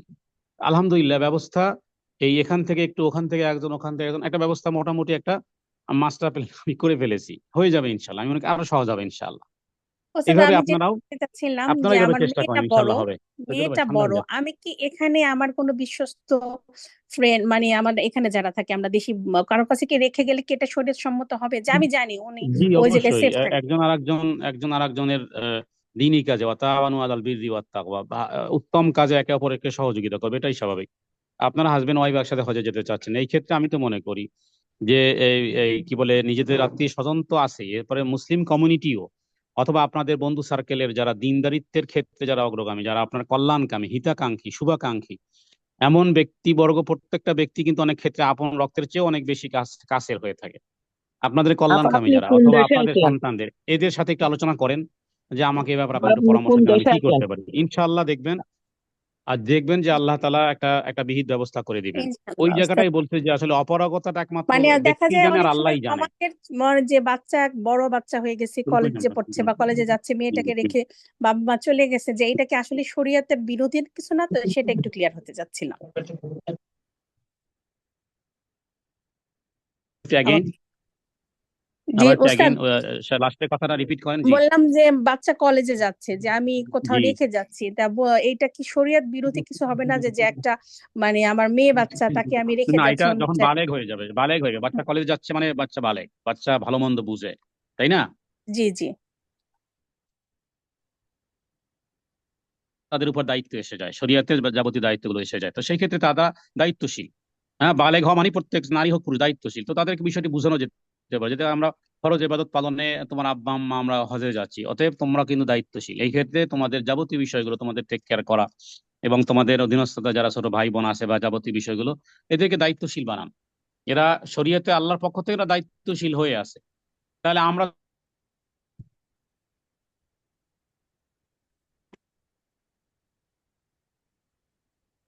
ইনশাআল্লাহ রোপণ শুরু করো। জাযাকাল্লাহু খাইরান তুমি ওস্তাদ। জি, আমরা কি শেষ করতে পারি আফসানা আপু? কারণ আমরা অলরেডি খাবার শুরু করেছি। ওই যে 3 জন বোন আছে আমাদের, হাসিনা আপু অ্যান্সার দিবে ইনশাআল্লাহ। জি জি জি আপনি জি আমরা দোয়া শুরু করে করেছি, কারণ আমাদের আবার ফিরতে হবে তো। জি জি, জি ফিরতে হবে। তাহলে আমরা এই মজলিসে কাফারা দোয়া পড়ে জি নেই ইনশাআল্লাহ। জি ইনশাআল্লাহ। জাজাকাল্লাহ খায়রান ভাই, জি, আলহামদুলিল্লাহ। এই সুবহানাকাল্লাহুম্মা সফর বিহামদিকা করেও আশহাদু আল্লা ইলাহা ইল্লা আনতা আস্তাগফিরুকা ওয়া আতুবু ইলাইক। জি, আমরা খাবার শুরু করেছি। জি জি ইনশাল্লাহ। আল্লাহ আপনাদের সফরকে আল্লাহ নিরাপদ আপনাদের করুন। জি, আমিন। আপনারা কি খাচ্ছেন ভাই? যে ভিডিও হ্যাঁ, দিয়েছে রোকন কি দিয়ে খাওয়াচ্ছ রতন শুকু থেকে ভাইদেরকে, খাওয়াবে না? আল্লাহর মেহমানদেরকে? হাঁসের মাংস, তারপরে হচ্ছে এটা কি পিঠা জানি, ট্রেডিশনাল ফুড। ও ও দেখাচ্ছ, দুধ। দেখি তো কি হ্যাঁ খায়। হ্যাঁ দেখতেছি সমস্যা দেখাচ্ছে। আছে। আমরা কেউ কথা না বললে আমরা দেখতে পাবো, আমরা যেই কথা বলবো সে স্ক্রিনে চলে জি, আসবে। আপনারা জি মনে হয় মরিচের আপনারা দরকারে দোয়া বস্তা করেন। টস্তা, জি। অনেক জি। রকম বস্তাও দিছে মনে হয়। যারা যখন দেশে আসবেন সবার দাওয়াত রইল, অগ্রিম দাওয়াত। আচ্ছা ইনশাআল্লাহ আমরা ইনশাল্লাহ আপনাদের মেহমানদারির জন্য প্রস্তুত থাকবো সব সময়। ইনশাল্লাহ। ইনশাল্লাহ সময় ইনশাল্লাহ। আপনাদের মেহমানদারি করার জন্য আমাকে সুযোগ করে দিক, আল্লাহুম্মা আমিন। আমিন আল্লাহুম্মা আমিন। জাযাকাল্লাহ খাইরান। আমি আপা, যখন যে লাস্ট আপাটা দেশে গেলাম বলতেছে 2008-এ, হাসিনা আপা, ওই যে তুমি তো মনে আপাটা অনেক ছোট ছিলা। বলতেছে উনি কোথায়